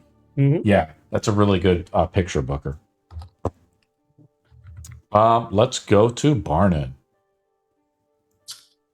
I'm gonna be napping on the hammock in the courtyard. Just kind of hamming it up. Sire, it's almost time. He wakes you up a little bit. Is it already? Well then, let's get Did this you have show underway. You had a late night. I did not. I'm just simply collecting my senses. Shall I throw some water on you? No, that would be unnecessary. Okay. Well, good luck. Thank you, sir. Thank you. You guys make your way eventually all to the Gorefest arena. Does Anto go willingly, or does Savine drag you? So we're just going to the arena. I'm gonna go with you guys for now. I will arcane hand you into that arena if I have Oh, to. now you're going to use spells to force him. Oh yes. That's a This waste is of for a spells. charity This is for event. charity for fixing the wall so we don't die. They're not going to. Let's just go and don't worry about the small little details. We put Delian in the box seat. Delian, yeah, I imagine Delian being sitting with I think Delian's actually just back up the Well, church, we'll say- because we'll they say can't Del- be- probably We'll at the say- church. Yeah. We'll say Delian's at the box seat. Carrying the finger? By the way, who's It's up gonna to you. set this thing like just to public? I mean, if Delian was here, we'd have her in the arena, guys. Right. The arena wouldn't survive if Delian was here. Mhm. Yeah. Is that I put fireball? Delian up in the Sure, box. whatever. I put Delian up there in the box seat. With the queen. With the I queen. thought. Okay, Yeah, I was thinking let's put probably her with like the queen. that. Let's put her with the queen. Dealing with the queen. Oh, she's dead. Barney, Barney, Yes. come here. I go over to side Booker. I have 1,000 gold. Could I? How does betting work? I don't believe betting is being held on this fight as it is expected we will win. Well, I've heard that there was gambling going on for this game. There There's was. Oh, There's always gambling. yeah, but all the proceeds are going towards the castle or the For all I thought profits, a portion- but I thought Profits. A portion were. profits are going. But you can obviously gamble on the side. Mhm. I'm guessing the public does not know that this is for charity. Have you They guys just ever think been it's to a Yes. joke. sport? it does. no, Have they you guys- do. They Have do? you guys been to the Yeah. sports bookie in Vegas at all? Yeah. They have like parlay bets and everything. So it's just up to you guys, whatever you But guys who's want to do. betting against us? I know. I They have to make a could. bet. I could. Rashad. I go in there disguised. I bid against us as a very unhappy nobleman who was I can wanting bet slaves. against you guys. So you're I don't looking know to if they would fix let the you. game. But we're gonna win Well, then why would you bet against us? because then I get so many people betting against us, they lose all their money. I influence the crowd. I like where your head is at, Booker. Yes, yes. You should disguise yourself and appear to place a large bet against us. Don't actually put all that money. Hedge your bet on it. 300 gold. Is that much? Is that too That, much? that would be quite a significant portion for the 200? crowd we have. I think 50 would be enough. 50? Really? Okay. I am going to wait a minute. How do I have this? Oh, no. That's the wrong thing. I'm in the wrong portion of my spells. Thought I had that prepared. I don't. Do you happen to have a disguise spell or something? I have a I seem disguise to kit. have- I've seen that Asking the unprepared. Archmage of Illusion. Yeah, the disguise spell. I do. I just didn't prepare it today. Give me 10 minutes. I'll be right back. I go to help you with the disguise kit. Okay. Roll it Roll up, my Barney. Performance. You have to roll a disguise kit roll. Oh, I don't know. The D20 plus your it's a proficiency bonus roll. And Okay. charisma is, or what would it be? It's proficiency bonus. Oh, just proficiency. Okay. Yes. There's no modifier for it. No, there's not. All right, then that would be a 15. Okay, it's versus. You go up to like the head bookie. Yes. I make a perception roll with him to see if he notices I'm not- one of the disguise, like one of the combatants or whatever, to see if it's actually in like on the bill. It's to see if they're betting on themselves or trying to move. And Booker tries to move the line. He's like, "You won't place a bet against the Odyssey?" Of course. These individuals came into the city and took away a certain portion of our. It's a complicated thing, but these people, it'd be very interesting to see them fall. Put them in their place. I don't like what they've done to the arena myself. They freed slavery, so we used to have live, fights to the death with all the slaves, but And they took that from us. And I think. damn right they did. Yes. So I put against them. I'd love to see them struggle and die. You have to 100. make a performance roll or deception roll to try to move the line.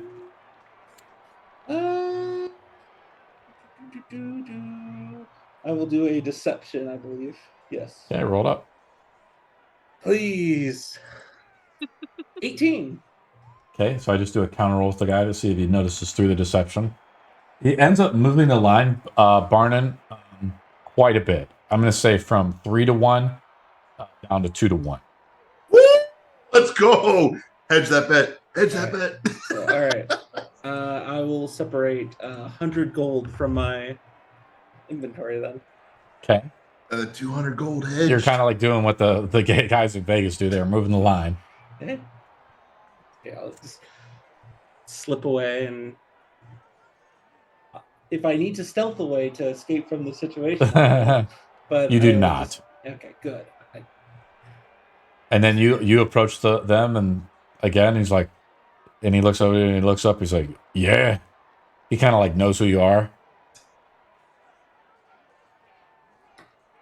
You're doing a good job. I am. Are you trying to place a bet, Booker, on yourself? I already placed the bet already. I'm good. I'm not going to tempt my luck, I don't think. It's the bet. You've moved the line. You've bet against the Odyssey. You've moved the line, right? Well, that's what you said you did. Yeah. Yes. What do you actually do? No, I did. I moved it. You said 50. I went 100 Against us? against us. But did you hedge? You didn't hedge it though. What does that mean? I'm sorry. Again, Oh. I don't know. What I went up to you and said, "How do you gamble?" So hedging is when I think Booker would know what hedging means. You would you basically place the bet against us, but then you counteract that with a bet for us, so we make our money back. Oh, okay. And more. So bet Basically more neutral. against what I bet. So 200 against the 100 I bet. Yeah. Okay. But he seems to know who I am. No problem. He seems to be going along with it. Yeah. I would like to place 100 gold on the Odyssey. No, 200 gold, sorry. The payout is you only get 100 gold if you win, sir. That is understandable. It's for charity, after all. That's the payout.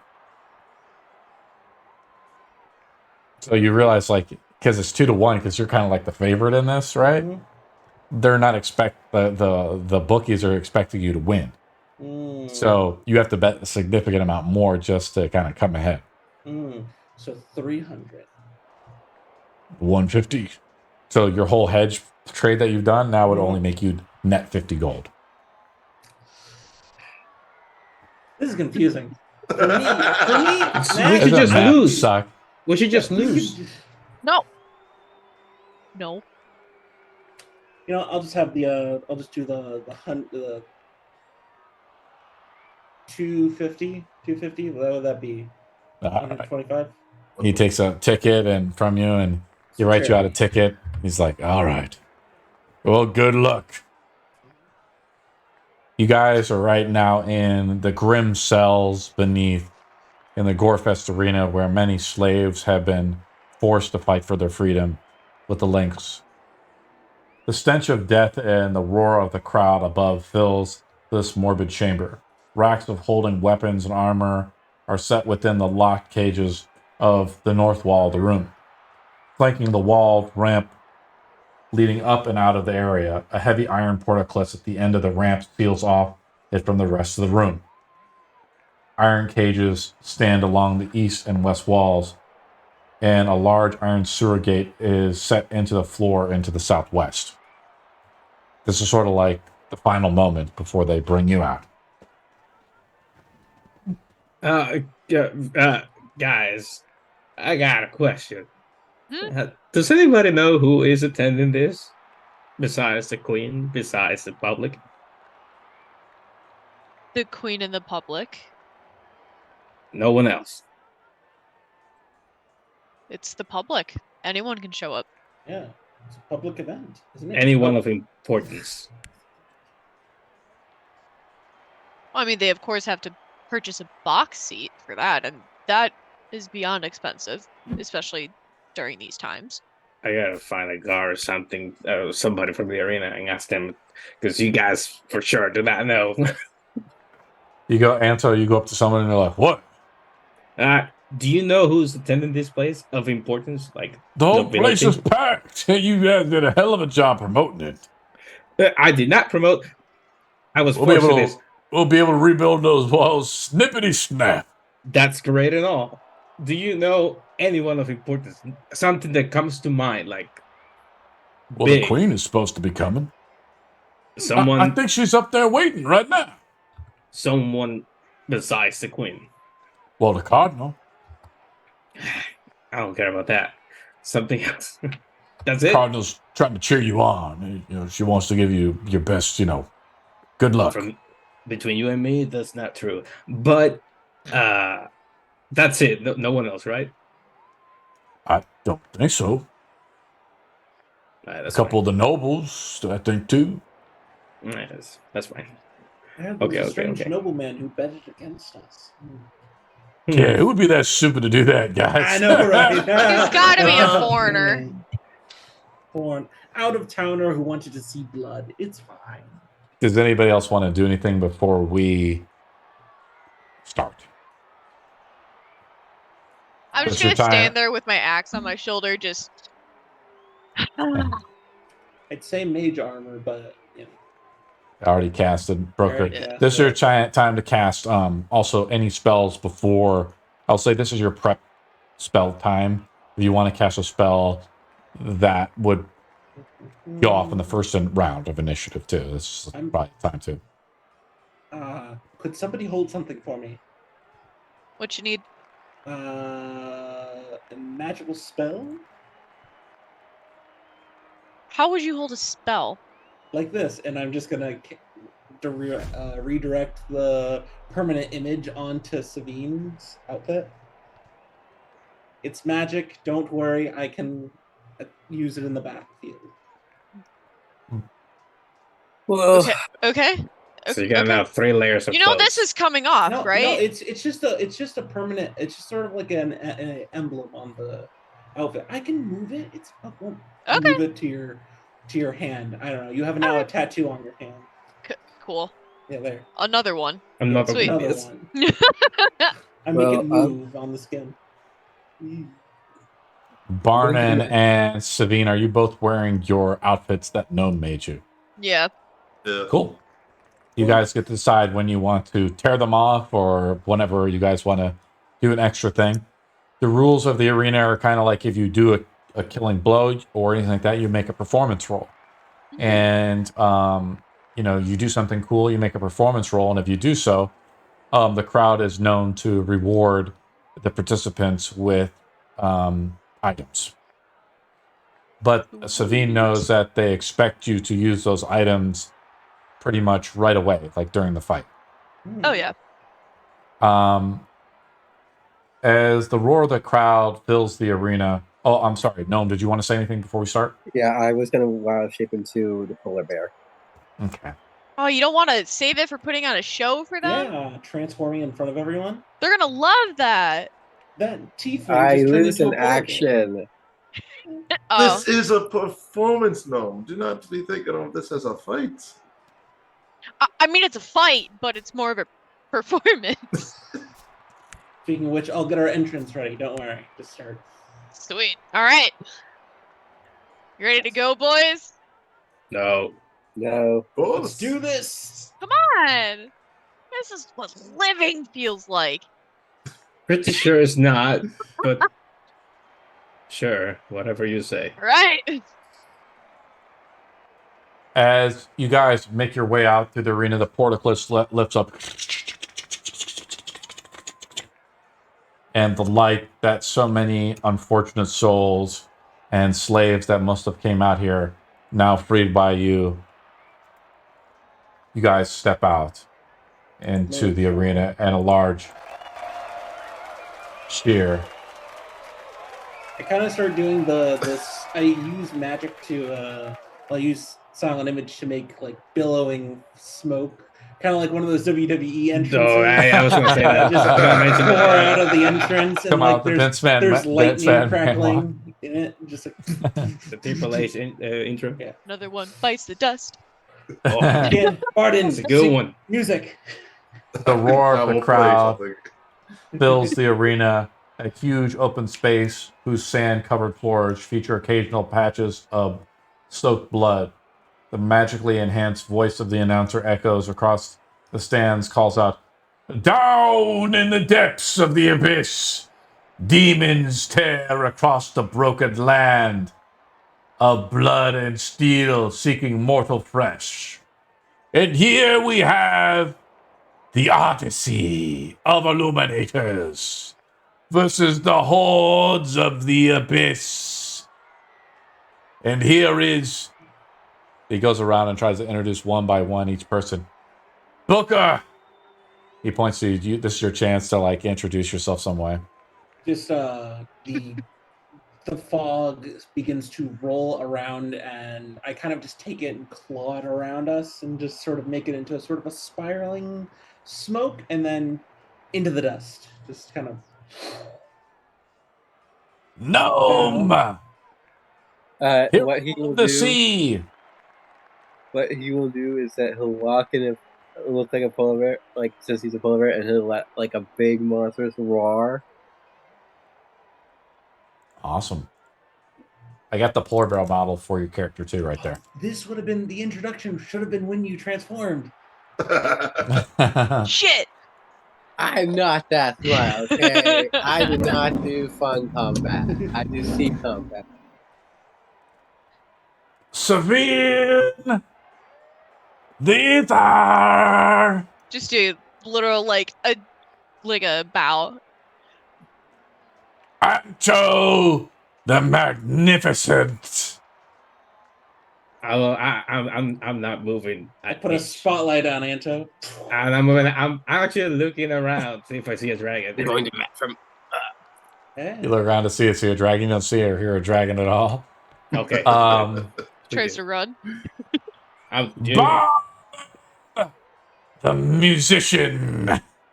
I do a little wave. I set up my movable object to like create a chair, throw my curtail coat back, and sit on it and get prepared to perform a dazzling performance. And the announcer points to the other side of the arena and he says, "Let them seek out and behold the rage of the demons." And at the four corners of the arena, platforms rise, bearing these statues that I put out. The statues are wreathed in electricity, and if you bump into them, you take electrical damage. And four ogres dressed in demonic armor, bearing horrid weapons, step forth, roar and charge towards you. I'll put out the ogres. Here we go. Ogre number Do one. we see Delian from here? Delian is up top. Yes, and the queen is up here Way better. with Dwelling. Oh, yeah, I do. I scan for Delian. I'm like, hey. Delian is just like, doesn't really want to be involved. You assholes. Delian's like tired or something. With a straight face. It's like I have to hear about all I have to hear the confessions of all these nobles. Around the arena, you notice there's also like these spikes, right, too? These wooden spikes, and if you hit those spikes too, we'll say you take damage. They discourage people from climbing up or trying to escape the arena. I put out the four ogres. Isn't this a little bit too much? Do we know how many rounds of fighting we're going to be doing? Unknown. It's a charity, guys. Yeah, it's charity. Everyone rolls initiative. I was gonna say, as they come out, I'm just gonna like take my chance to rip the dress off and get into like a nice pose. You rip off the dress. Sabine rolls the performance roll right now as she tears her dress off from Gnome. That's a 13. It's not that good. That's a pass. The DC is 12. Okay. Oh. And I'm going to roll it. Someone's like, Sabine, you're my hero! 16. I asked They- you 5 for 1. They throw a potion to you, Sabine, and you recognize the potion symbol on it. So I'm just going to tell you what it is. It's a potion of speed. Oh! Oh. We saw what this could do last time. Rips off her dress, someone throws her crack. Hell yeah! Yeah. well, here's some speed in real life, you know. Let me go through the initiative count first of all, That guys. just So let me doubles just my do count. movement, correct?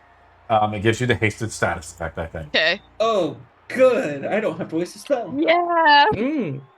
I was gonna And this ask is one if of you could do the, that and since to it's me. a potion, this is something that I think Exodus was using a while back when we fought the thing. It doesn't require concentration because it's a potion effect. Keep it? Nah.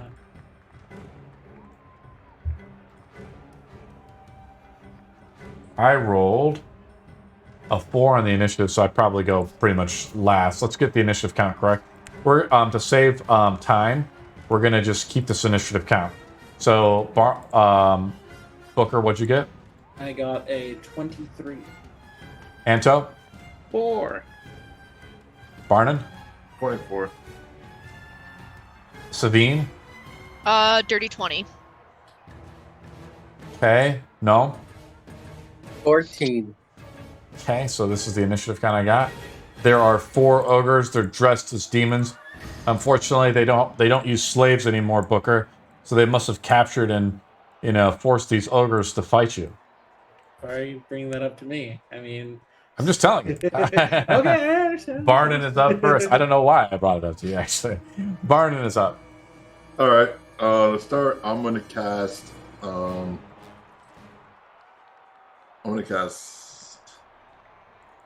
Charm Monster on. Okay. Further to the I've left. also, if you hit tab, I've given these monsters like Ogre 1, Ogre 4, or whatever, right? Ogre 2? Yeah. Sweet. Okay. With save throw. Okay. At advantage. Okay.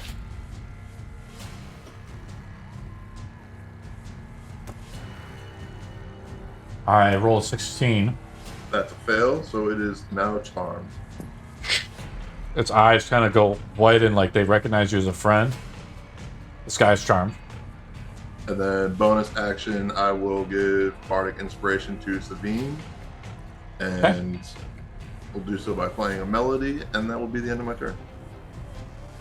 Ogre 2 is up. This guy's charmed. I'm going to say as he's charmed, he doesn't fight you, so he's just like... he just probably moves up a little bit, kind of confused. Booker's up. Booker is going to start running this way, and just sort of like, running hand to the crowd, just sort of moving. And I'm going to, let's see what I do here. I'm going to. They're not within range. A lot of these spells, I was expecting we were actually fighting animals, so this is a little bit off-putting to me. I'm This is the first. There's multiple waves in this. Oh, there are multiple waves. Okay. Okay. And 4 ogres is the first wave? First wave. Okay. Okay. Anto's worried. Booker, your turn is up. You I'm have gonna ready a dodge action. Ogre 4 is up. Ogre 4 is not charmed. And goes behind the pillar here a little bit. Makes its move. Move speed is 40 for the ogre. Moves up and throws a javelin at Savine. Roll a 13. Nope. Doesn't hit. Savine is up. Clarification. Does drinking the potion, is that a bonus action or is that an action? Action. Okay. But you get an additional action because you're hasty. Yeah, and okay, cool. So I'm gonna drink the potion, and then I'm gonna go fast. And I'm gonna run up, and I'm going to smacky smack. Does a 30 hit? As you drink the potion, the crowd's like goes kind of crazy. They're like, Sabine, she's our hero. Because they like really want you to like use the potion like they throw to you, right? Mm-hmm. As you tear off the dress lays and kind of goes into the blood, patches of the sand here and mixes in. Yes, a 30 hits. Cool. He's gonna take No, a 30 does not hit. 19 damage.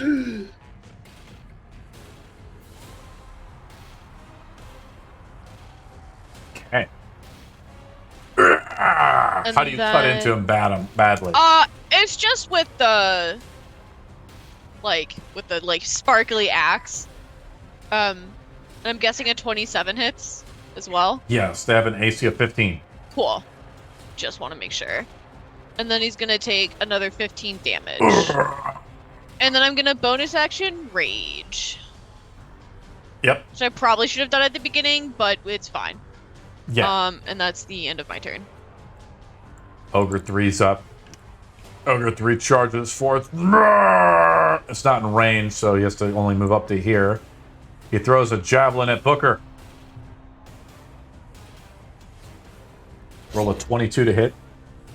Well, that will hit unless I cast shield for reaction. So Do you want to cast shield? Yes.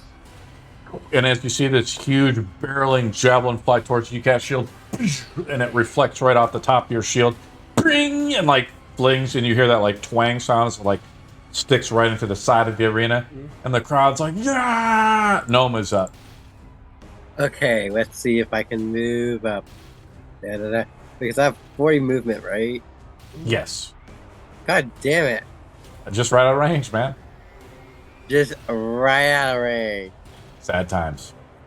Sad time. I'll just roar. Just amuse the people. Rah! You can use something called the intimidation effect. Roll your intimidation roll versus their willpower. It's +5, not +1, but yeah. Roll it up. This is a contesting skill roll. Ogres are large and they're Wait a easily second. intimidated. 16 + 5 equals 21. Yep. Right? Which guy do you want to scare?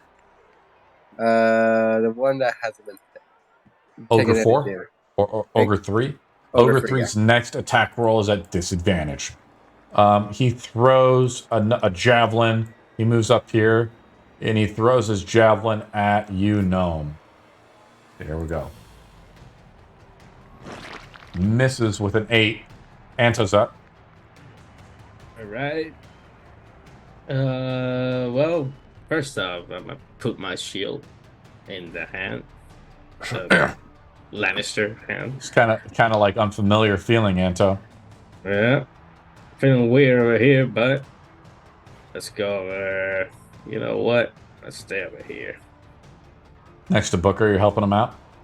Yeah, just in case of another javelin. Okay. I'm gonna end my turn. Barnon is up. Are those statues fused to the pillars, or are they independent? They are fused. All right. Booker Then has I will- advantage on his next roll. Oh, Cast thank you. animating performance on my dagger Remornia, and Okay. have that go out into the field. Remornia, there it is. And Ring then- as it animates next to you. Yeah, so what we'll do is we'll count it as a summon and put it in the initiative count.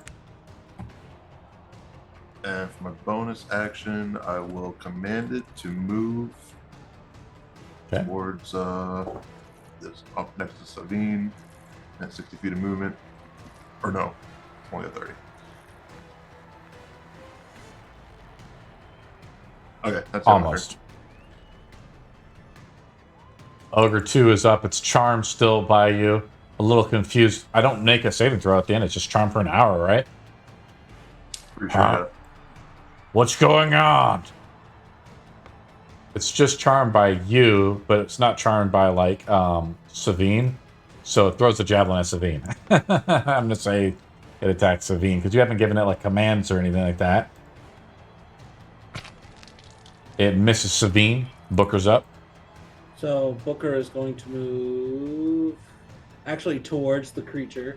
The shield fades away, and he's going to set down his book. He's going to hold it like a tray, reach into his back component pouch, and do a new spell. And pull out 3 walnut shells, and I'm going to just take them, and then I'm going to strike them against them into the air. And they're going to go up, start mixing as I cast Confusion. I'm going to cast it. Yes. I'm going to cast it at 5th level. Okay. So this means that creatures within 90, or in a range of 90 feet, with a total of, I think, The 10-foot 20 AoE spell. yes. But after 4th level, it becomes a Yes. Every 5 foot increased. yes. You want to So hit these 3 guys? Yes. Well, I want to hit these 3 individuals, right? Okay, we'll hit. You hit all 3. I make a saving throw with them. A wisdom Let me saving make- throw. I'm gonna make it with each one. Here we go. Ogre, starting from left to right. Ogre number 1. I have to roll really high. Fail, and failure. All 3 fail. Okay. So, So they're confused, and as a confusion stats, like they have to roll a random roll. I think at the start of their turn. yes. They also cannot take reactions and must roll a That's d10 correct. at the start of each of their turns. Yes. So, Yep. Awesome. They're confused as you complete the incantation and hurl the shells into the ground. Strange whispers emanate from your outstretched hands, flowing towards like a wind of voices towards the foes. The creatures appears to be bewildered as the magic touches them. It's at the end of your turn, Booker. yes. Ogre 4 is up, confused. I roll a d10. Here's the d10 effect. Roll a 9. The creature can act and move normally. Eh. It attacks Savine once. Attack number 1. The large Great Club. Misses with a 7. Savine is up. Okay. Gonna just wail into him. You said it was a 15, so that one doesn't hit. Unfortunately, you roll a natural dirty. Yeah, you can add Bardic Oh! Inspiration if you want. I already passed it. It's fine. Okay. Um, You slash into him. He's already badly hurt. Roll damage. You might just kill so him on he this attack. takes 19 damage. For that How do you slay it? one. It's just like the axe doesn't look like it's sparkling anymore. The axe looks like it's bleeding now, and it's like taking the blood from each blow. So now that dropped, I'm gonna go over to this one and use my last attack. Yep. That's a natural 20. Awesome. 23 damage. How do you... Well, you remember you also do max damage with Yep. Yeah, that was with the other 8 one. plus 5 One of them plus minus 7. 24. Right? Yeah. How do you... Savine... You see Savine go into a bloodthirsty rage as she charges forth and fells this ogre in one blow. Is that 2 performance checks? Do I need to make 2 performance? Just one. 1? Okay. Yeah. 7. Not high enough, but the crowd still is amped up. I mean, they just threw you a potion only seconds ago to see you zip around and like chop these ogres apart. I'm gonna use my last bit of movement to kind of swing around him. Sure. Then, that's the end of my turn. One more attack. Gnome is up. No, I had 2 attacks and then plus the third one, so I only have 3 attacks. Oh. Cool if I had 4. Gnome is up. What Gnome will do is he'll happily take that event. I can't move. Yes, you can. I saw you just highlight your character. Where do you want to move to? You can tell me where you want to move. To the ogre. Which one? Ogre 1 or 2? 1. I'm taking the advantage. Rah! And you're also, yes, you're flanking it with Savine now. She moves around, so you get advantage on your attack. Wait a second. Let me just read what the plus is on the claw. Polar bear 7 gets... with the You claw. only get 1 attack, so you can attack... No, I got with multi-attack too. Oh, you get 2 attacks? So we add a 7 to, and I roll with advantage. So first attack, 15. That hits. 15 plus 7. Roll. Yep. Roll damage. Damage is Sorry, they do not have this. 2d6 plus 5. Okay. 2d6 plus 5. 7. And then my second attack. Yeah, you bite down into the ogre, into his shin. Ooh, nat 20! Roll another 20 to see if you super crit. We had one go on the Wednesday game last Wednesday, guys. No, Nope. Roll damage. So 3d6. So 2, and then 1's going to be max. So that's 8 plus... You only roll 2d6 plus 5. Is this for the claw attack? Yep. That you're doing? Yes, it's only 2d6, so we'll take 7. 7 plus 4. 3 plus 5. 7 plus 5. Yeah. Which is 12. And then another 12. Because it's max damage from the 2d6. How do you claw onto the ogre and severely hurt him? What he does is sort of like jumps and tries to be performable, like going to the left, going to the right, dancing like a dancing bear. Oh boy, like Kuma and Tekken? Yes, like Kuma and Tekken. You get Oh it. God. Do the little wiggle with your guy, maybe. Yeah. Awesome. Roll performance check as you score a nasty critical on the ogre. You know what? I'll use that inspo that I got from it. Why not? Okay, roll it up. Yeah. If you roll a natural 20, you also gain inspiration. 14. Yes, you pass, and they throw you. You can't control it. You know, they throw you a potion, gnome, so you'd have to shapeshift out to drink it, unless someone else wants to pour it into your mouth as a bear. Let me roll it up. Let me kill the guy in front of you, and then I'll pour it in your mouth. They throw you a potion of growth. Oh, Like that. Don't shape out yet. Gnome is at the end of your turn. I think it is. Yeah. Ogre 1 is up. It takes its great club and tries to bash you. but first he needs to change his behavior with the spell. Oh, that's right. Let's roll it up. Here we go. Roll a d10. The creature doesn't move or take any actions this turn. Anto is up. Days. Okay. Walkie. Come on, Ed, get him. Get in there. I can get it. Yeah, I can reach. Get Can in I there. reach? I'm in distance. I mean, he's just gonna Well- let out like a guttural, like abyssal type scream. It does not sound human. Once the end of his turn, he gets to make a wisdom save. Okay. Me? No, the ogre. Oh. Sorry. I'm gonna attack it with the most, what do you call it? Depressed, kind of like not feeling it. Regretful, like, And Not again, really yeah, eh. 27. 27 hits. Of course, man. They have an AC of 15. That's gonna be 14 damage. Yeah. And I'm gonna attack one more time. 15. Roll damage.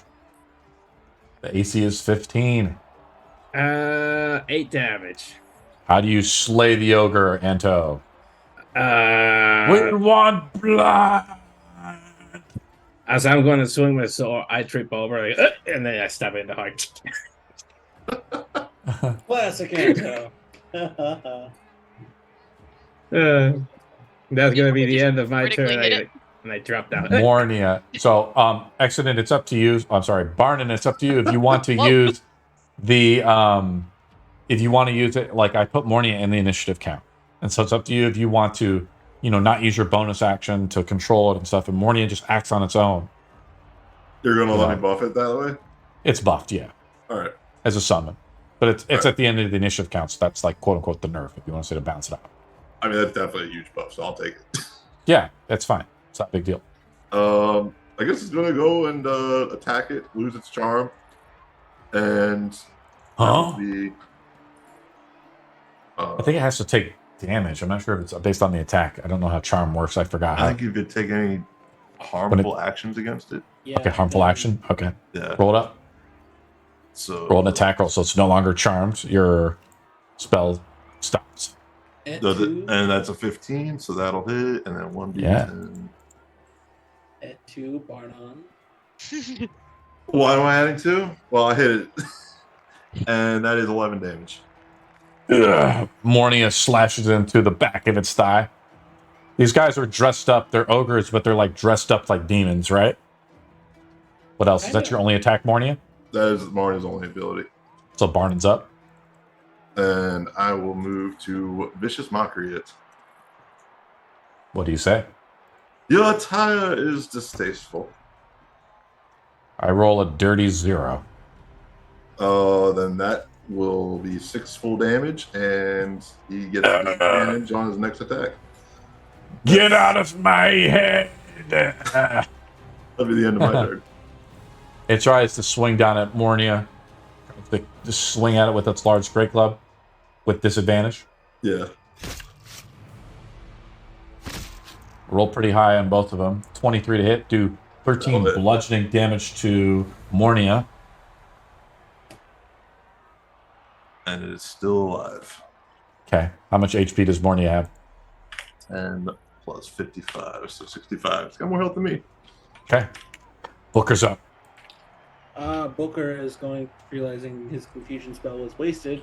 He's just going to make his way over here. Wasn't wasted. We got one guy. We got one guy out of it. That's fair. It doesn't hurt when you have Savine dashing around like the Flash. Yeah, that's fair. I'm going to get Destroying them up with criticals. here, and then I'm going to just start to claw and pierce through the air as I dig into the ogre's mind and use Mind Spike. Okay. No, Mind Sliver. Sorry, not Mind Spike. I don't have that spell. It needs to make an intelligence saving throw. Fails with a 13.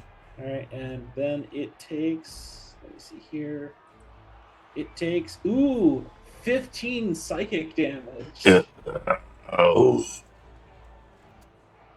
The ogre's badly wounded. Oh well, that's my turn. Savine is up.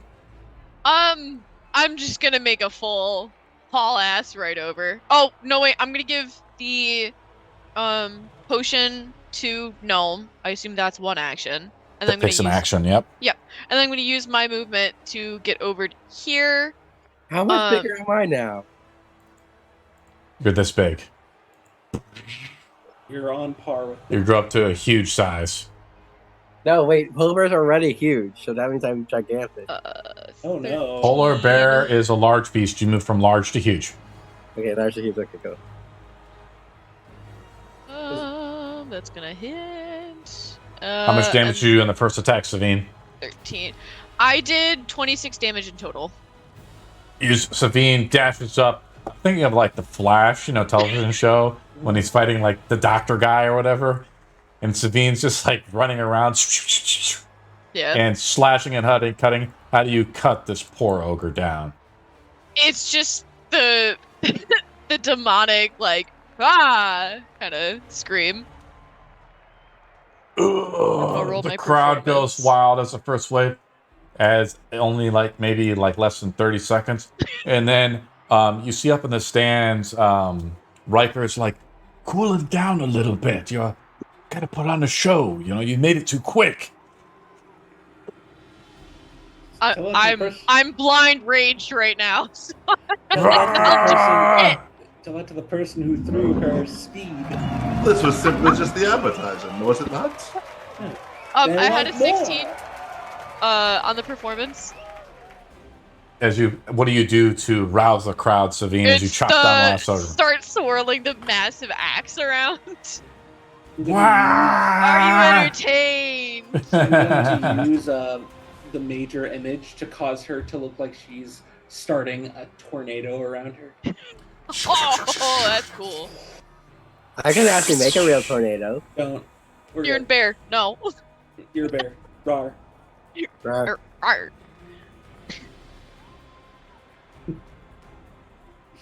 They're hyping up the crowd. Bring him out, Riker. I'm trying. That was a little bit too easy, I believe, for us. Oh, They no throw shit, you. They throw you a potion. Your rage goes down as you kind of come back to your full senses, right? Yeah. But they throw you a potion of invisibility. Oh. Greater or regular? Just lesser. It's a potion. Oh. It's just a regular I can do potion. that. Right? Give it to the. Let Probably. me see. I think. I'll make the spell go back onto her hand. Like most potions, though, Barnin, I have reneged the rules on potions. When you drink a potion, right, you don't have to use concentration. Like invisibility normally requires concentration, I think. It does not if you use it from a potion. That's kind of the advantage of Well, storing in a potion. You lose it as soon as you do an attack or cast a spell. Exactly.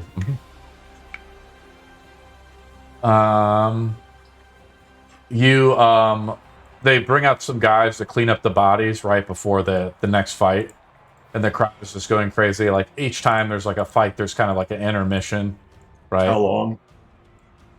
Just like a minute or two as they bring out the guards to like pull them out. But it's enough to where like whatever potions you have going on or effects, maybe that last a minute, go down, right? Wait. Can you give me a ball? What? You want to start doing the little thing with Can the you ball? give me a ball? Who's There's that probably, stupid like- polar bear thing? Are they doing the beach ball in the crowd where they throw the beach ball around and then they throw it to you? Yes. You know that was my senior prank, right? We waited for graduation, boy. and then every time someone's name was said, we blew up a beach ball and started throwing it around. Oh heavens! I'd actually use Who this wants time- the potion of invisibility? Because I want to be seen. Anto? Look what Yeah. Nova's doing with the ball. He's so wizard- proud of The it. He's wizard like, was just to be heard, not seen. Oh, okay. I gotta pee. Take the Hey. potion. There you go. Put that in my pocket. We'll put it in the bag of holding for right now. I do actually want to take this time to introduce Lazarus's new form. Mhm. And I'm going to sort of hold my my kind of arms out like this, and in a soft light appearing is a cat that runs down the side of my arms. I lift it up, and wings come out from its back as this black cat flies and does a circle in front of the crowd. It comes back to him, Oh, I love it. and I now have a Tresium. They are exceptional creatures. The cat flies Amazing. around, and the announcer yells out, "Far from the depths of the abyss, a dark force blooms in the realm of shadow. Twisted creatures of nightmare walk the land. Howling wolves follow the scent of mortal blood." And out of this is your chance to move yourself into the arena wherever you want to move to. Probably back into formation. Or, like, back to the front. As you guys in the center, a tree begins to kind of come up through the center of the arena, and is a scary tree. And a bunch of owl bears and wolves come out. Ooh. Oh no.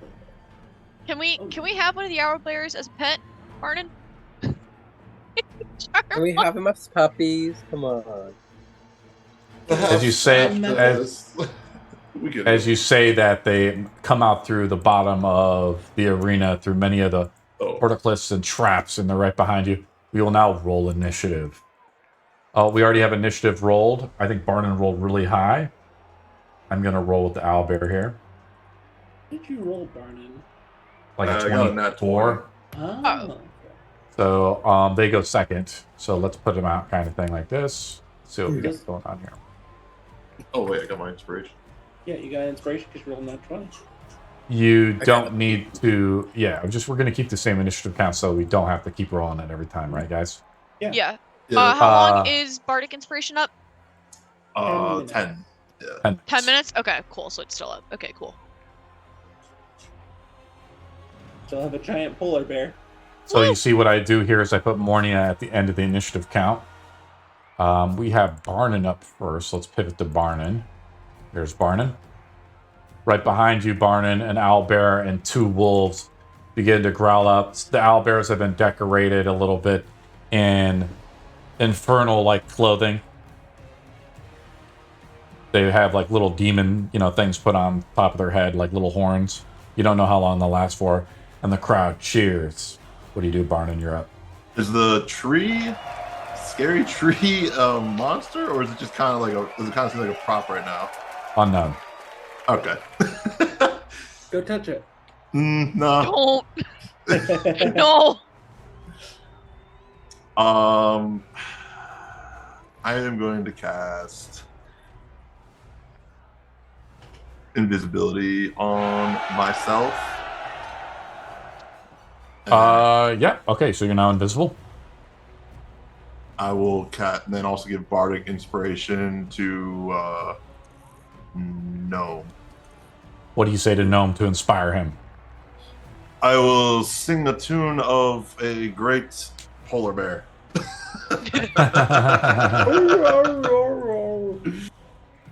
Owlbear is up. It sees Savine there. This moves right up to Savine.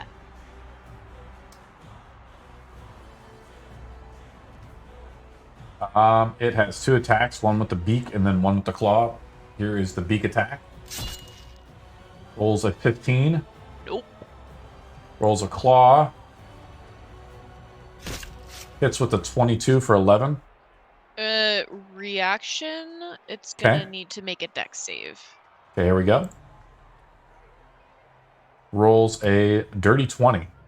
Cool. So it still takes damage. Half damage from Hellish Rebuke. Yep. It's taking half of 9. 4. So 4. Yep. As you How release much a damage bunch did of you flames. say? 11? It did 11. Yeah, Okay. 11 with the claw.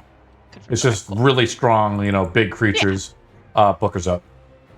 Oh, okay. I see the creatures across the general area from me, because they're the first things I probably do see. And I am going to... Sabine, you gain Bless. Roll 2d6, temp HP. Doc From Diver. Booker's up. Booker, you see him across the arena. What do you want to do? I'm going to... I'm going to throw my hand out at casting a spell, and the shade, well, I guess the shadow casted from the one pillar over here, this one, is going to slowly reach out towards the owlbear and then pop up as a skeletal hand goes in and swipes at it as I cast Chill Touch. Okay. And I make Make an advantage attack- of it because attack I was roll, given, right? Yes. Yeah. I make an attack roll, and I was given an advantage from what I remember hearing. Yeah, sure. How do I roll with advantage? You right click and then roll with advantage in D&D Beyond. Okay. Well, it's a 25 for the first roll. Yep. Roll damage, but you might crit if you roll again with advantage, right? I'll try again. It's 18, so 25. Roll damage. That would be Owlbears have an AC of 14. That is 12 necrotic damage, and it latches on to the bear. Just in general. Sort of digs in, and Booker is just going to be, oh, okay, wolves. All right, I'm just going to back up this way. Just general. Okay. And my turn. Owlbear 3 is up. You've latched onto it. These guys move pretty fast, but not super fast. They actually are enough to run up to you, Booker, because they have a speed of 40. Attacks with a claw and a bite. Here we go. Bite attack number 1. Rolls a 15. What's your AC at? 17 miss. Okay, so it doesn't hit. Second one doesn't hit either. Rolled a little low. Savina's up. I'm angry that he just hit me like that, so I'm gonna rage. How many rages do you have at this level? I have 4. That is a natural 20. You turn around in a rage, pissed off that this thing came up from behind you and just attacked you with no sport. Roll another 20 to see if you super crit as well. Yeah. 16 plus another. So, nah. It's just 19 for that hit. 18, 19, 20, 21 for that hit. So... You turn around in a fit of rage and you slay the owlbear. Fuck. You chop off its head with your great axe and one foul swoop. Doesn't pass the performance. Okay. Unfortunately, it does not. And I'm going to move over to this one. And that'll be end of my turn. And you see, as you look up kind of towards the crowd, even though you're in a rage, and you see Riker up there, and he's like, Gnome is up. Oh no, the owlbear's up. Owlbear is up and looks at Anta, who is prone, sleeping in the Not arena. Slipping. I'm looking at the sky. You're looking at the sky. It charges you and attacks with advantage since you're prone. Sad times, Anto. Sad times, and then I expect them to appear right there. Sorry. Beak attack 1 with advantage. What's your AC, Anto? 21. Doesn't hit. Attack 2 with the claw. Doesn't hit either. They swipe down, and you're just kind of like rolling a little bit. As it's like you see a bounce, like slash the claw. You probably roll a little bit over. I've been like, oh, what the fuck? And Gnome is up. You said my name. Hi. Hello. It's a I'm not giant, gonna- huge potion of I'm gonna growth. I think flank it this lasts fuck. an hour, Wait, right? don't I get advantage since I'm bigger than this? Like really big. No, you do not get advantage. And you're flanking with Anto, but Anto's not standing up or really doing much. He's just kind of like rolling. But the crowd finds it very amusing. And as he's just showboating like crazy. And you get extra damage on your attack. I think you get an extra 1d4 advantage or 1d6, guys. Wow, that one for my a natural first one that attack. counterattacks you. Here we go. You cut a suplex now. Counterattacks it with the beak. It hits you in your bear form because your bear form has an AC of, let's take a look, Shit. 12. So it hits you for 8 piercing damage. Rah! It turns around and bites you. That's your first attack in your multi-attack. Come on, baby. So you take 8 piercing damage. Yes, one moment.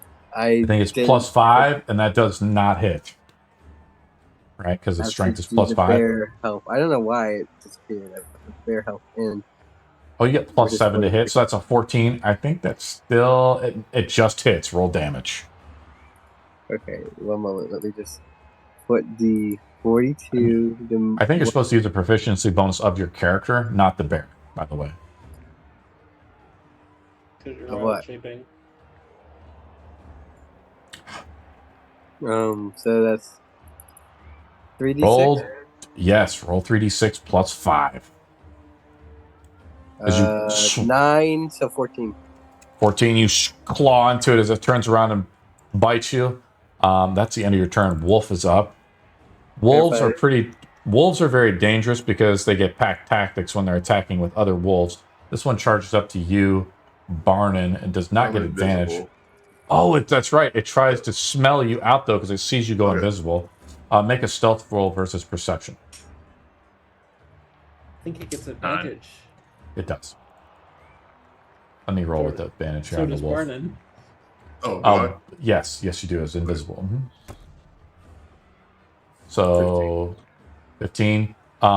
It ties. So, how I do the skill rolls, like right now at least, is if it ties with the player wins. Anto's up.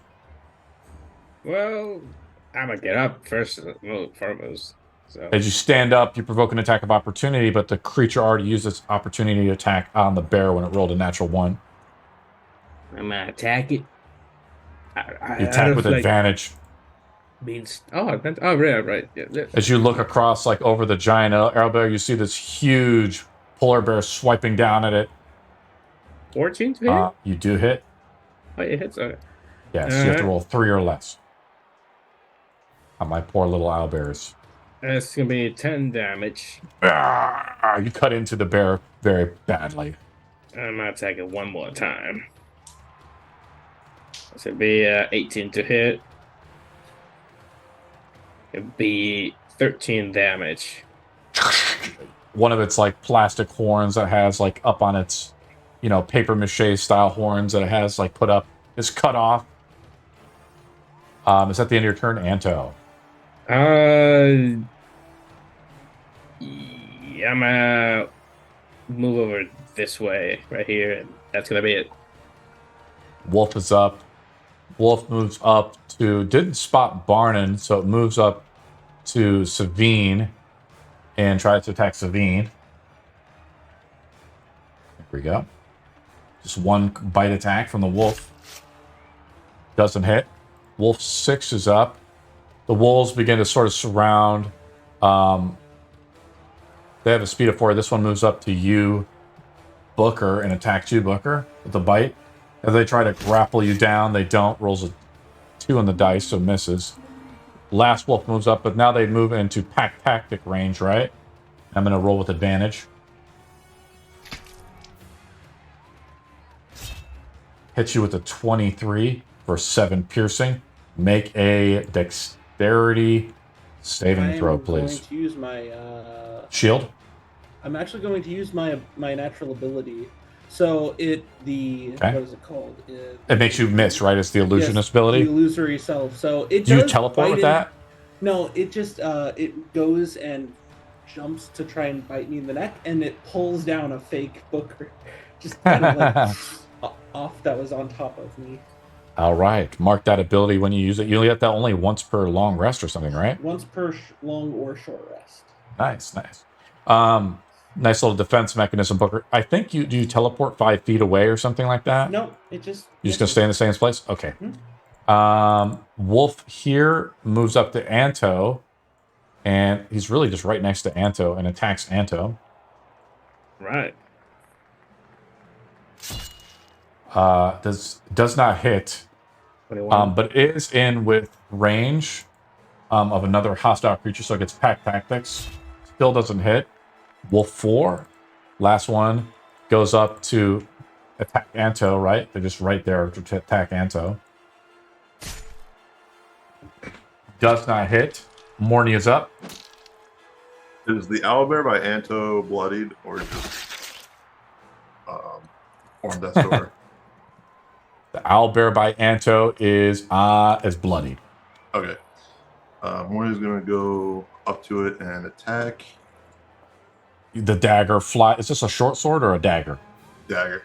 But Dagger flies across the arena, tumbling forth at your command. Does an 11 hit? It does not. It's right. sad times. And then that'll be the end of that. Mornia's turn. And then my turn. I am going to stay invisible and then just use a bonus action to inspire. As you get closer to the tree, you have to make a saving throw, a dexterity saving throw. At least now we'll know what's going on. Hell. Bad times. Let me look at this. As you begin to go into it, you feel the thorns from the ground reach up, and you take 7 piercing damage. And you have to make a concentration check as you're hit by spike growth. Is this all right, I versus- failed my concentration, so my visibility drops, or was that for something different? It's your invisibility drop. Okay. And 7 damage, you said? Yeah, as you feel the brambles like come up from your feet, as it kind of throws off your tunes that you're singing right now. And well, now that I'm not invisible anymore, I will cast Vicious Mockery on the owlbear that Morny is attacking. Okay, you turn around like just pissed that you like stepped in a bunch of like bramble bush. And Roll this wisdom out. saving These poor owlbears have like super low intelligence, guys. Wisdom. All these creatures have like really low intelligence. Yeah, I'm getting to it. That's a buffet for me. Schmeezy. Oh I wait, could, can roll. but Do it. I can't even pass. I don't even think a natural 20 passes Barnon. Okay, then yeah, after I get pricked by these thorns on my feet, I just start cursing at this owlbear and do 8 damage to it, and it has disadvantage on its next attack. What's it sound like in demonic when you curse? Or infernal? It sounds like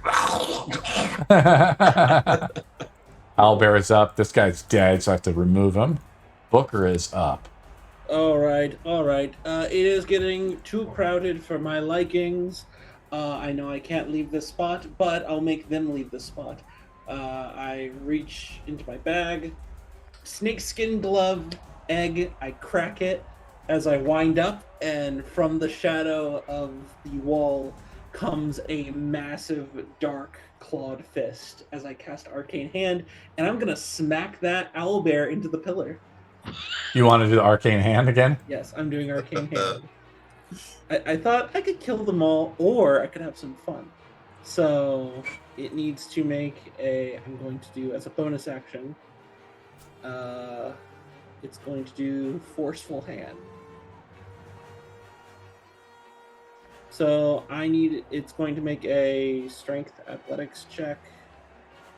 It's large creature, I assume, correct? Yeah, 1 second. Okay, so it's gonna make I thought I had this thing saved, and I did not. against mine, so that's gonna be. I'm digging through the thousands of models I have. There is no search feature yet for the models.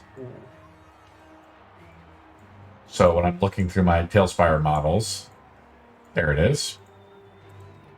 There's our mage hand, Booker. Do you remember this guy? Hey. It's Mr. Hand sticking out of the side. Yes. Yeah, I see that. And he's a All big. right. Yes, they actually have it as invisible, but when it's imported into Tailspire, it's like, hey, I'm here. I'm a guy. Hey, buddy. Hey. There you go. There's your hand. All right. So. Or either that, you're a giant blue flame. It's up to you. I mean, hey, the blue flame was cool, but this is fine. A hand out of a guy's ass. And you try to punch the owl or the wolf. Oh, I'm punching the owl. I'm slapping the owl into the wall, the pillar. Okay. Okay, you try to knock it back. Do I have to make a saving throw, or are you making an attack roll? It's going to be a contested athletics. All right, let's roll it up. I need to add something. Roll pretty high. Roll a 21. Trying to see here. I need to do it with I think the spell attack modifier. So. Yep. D20 plus 8. That's going to be pretty high. It's going to be a 3. Unfortunately, you slap by, and the owlbear is just too big for your hand. You know, to wrestle it into the pillar.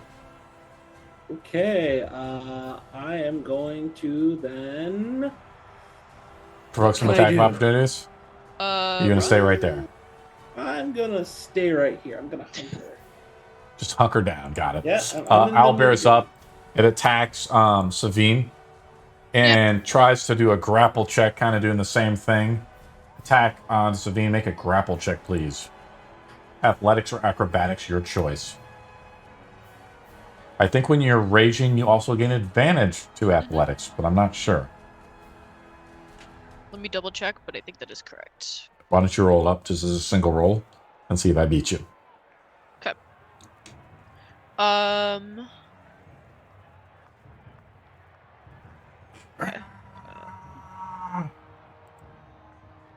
20. You resist the first attack, so then it tries to bite, hit you with the claw. Mm-hmm. Yeah. Hits with a 21 for 12 slashing damage. I think you have resistance, so remember you have to add your own resistance. Savine is up. I don't have resistance. While you are, when you're raging. It's rage. Mm-hmm. Yes, correct. Yeah, so you take 6 slashing. Savine is up. As blood is drawn, the crowd goes, ooh, on Savine, their hero. I'm gonna laugh. And I'm going to attack. As you cast blur on yourself. Yeah, what the hell? I was about to say. Can I help you, Cameron? Hello? Cloak of displacement. I mean, fun fact. Well, no, that's a wrong spell. Sorry, I was thinking of a different spell. It's fine. Well, I'll deal with that after my turn. 18 to hit the owlbear. Roll damage. First time. It's 29 to hit. I'm just doing the damage twice, so it's easier to calculate. 13. Minus 10, minus 13. 18. Don't you get some sort of bonus because you're raging? Yeah, that's the +3, so it's 31 damage in total. Well, yes, I got it. From your subclass, or is that not the? Yes, yeah, it's +3 on top of the rage, so it's +3 to all the damage I do. And also, as the thing would get advantage. Savine is at the end of your turn. The owlbear is still up. It's a little bit more tougher than the ogres were, but it's badly hurt. Okay, it's not easy when you're not critting. Yeah. That's the end of my turn. I'm just gonna laugh at it. Owlbear's up. It swipes over at Gnome. Attack onto Gnome number 1. Yes, here we go. You're too big, so it doesn't want to try to grapple you at all. Hits Gnome with a 26 for 10 slashing in your bear form. What does that do? Do I have to re-roll it, or no, it just AC? reduces damage by a 1d10 plus 4. Okay. Roll the reducing damage then, Anto. I roll it here. Oh, oops. It says 14. You rolled max. So, Anto, how do you intercept and save Gnome from a vicious claw attack? Put my shield between them two. I trip over. Oh, shit. And as you trip over, Gnome in his large bear form is not dash resistant to attacks like you guys are with the super high AC. He hits you for 12 piercing damage as it bites down into you, Gnome. Gnome, your turn is up. Okay, so hold on, I'm just marking down what's happened. Sure. I'm going to attack with advantage since he's getting flanked, right? I will say yes because Morny is there. Yeah, 16 plus. Yeah, I hit with the 16. It helps out as Mornia pokes it right in the butt, allowing for a nice opportunity to attack as you claw across its cheek. Roll damage with the claw. 7 plus 5. Rolling pretty low, but that's badly hurt. And then I do it again. With the bite. I love this extra dice I get. How do you bite into it and kill it, Gnome? I will do the Tekken thing, you know, and just go claw, claw, claw, claw, and then like rip out his heart, and then like throw it into the crowd. Ah, you throw the cloud, like this giant bloody heart into the crowd as you rip it out, like Shao Kahn or something from Mortal Kombat. Roll performance, roll Gnome. What the fuck? Pretty awesome, Gnome. They love it. The blood and the crowd cheers. Yeah! As you blow it, they throw you back a potion. There we go. Pretty awesome. Growth. Man. I love it. It gets bigger. I don't know if they stack. Just make me into like a gigantic, like, you know. They throw you a thing. potion of invisibility. Gnome's turn is over. The wolf is up and it sees Barnon there and it growls and tries to run up and charge and bite you.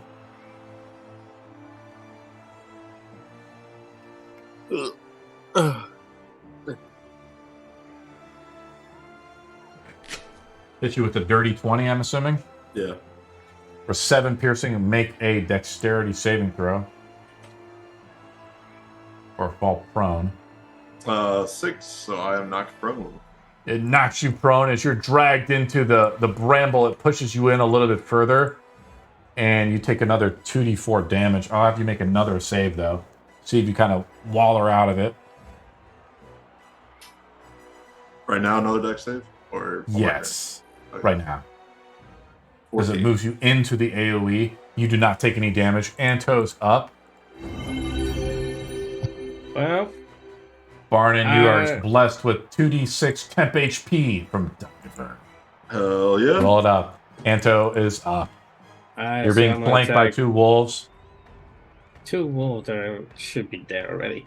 I'm gonna hit the one right besides me with 18 to hit.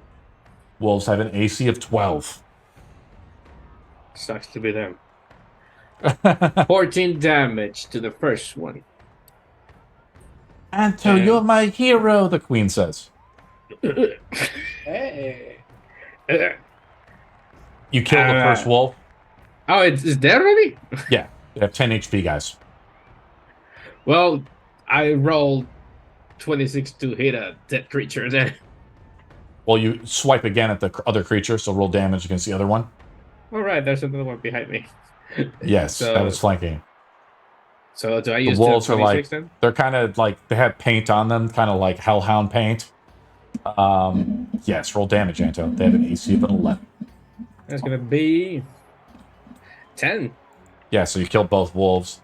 Anto, the queen stands up out of her, like, you know, seat a little bit to look down, and she's like, good job. Right on the back of the polar bear. Right. Anto, do you do anything to win curry with the crowd?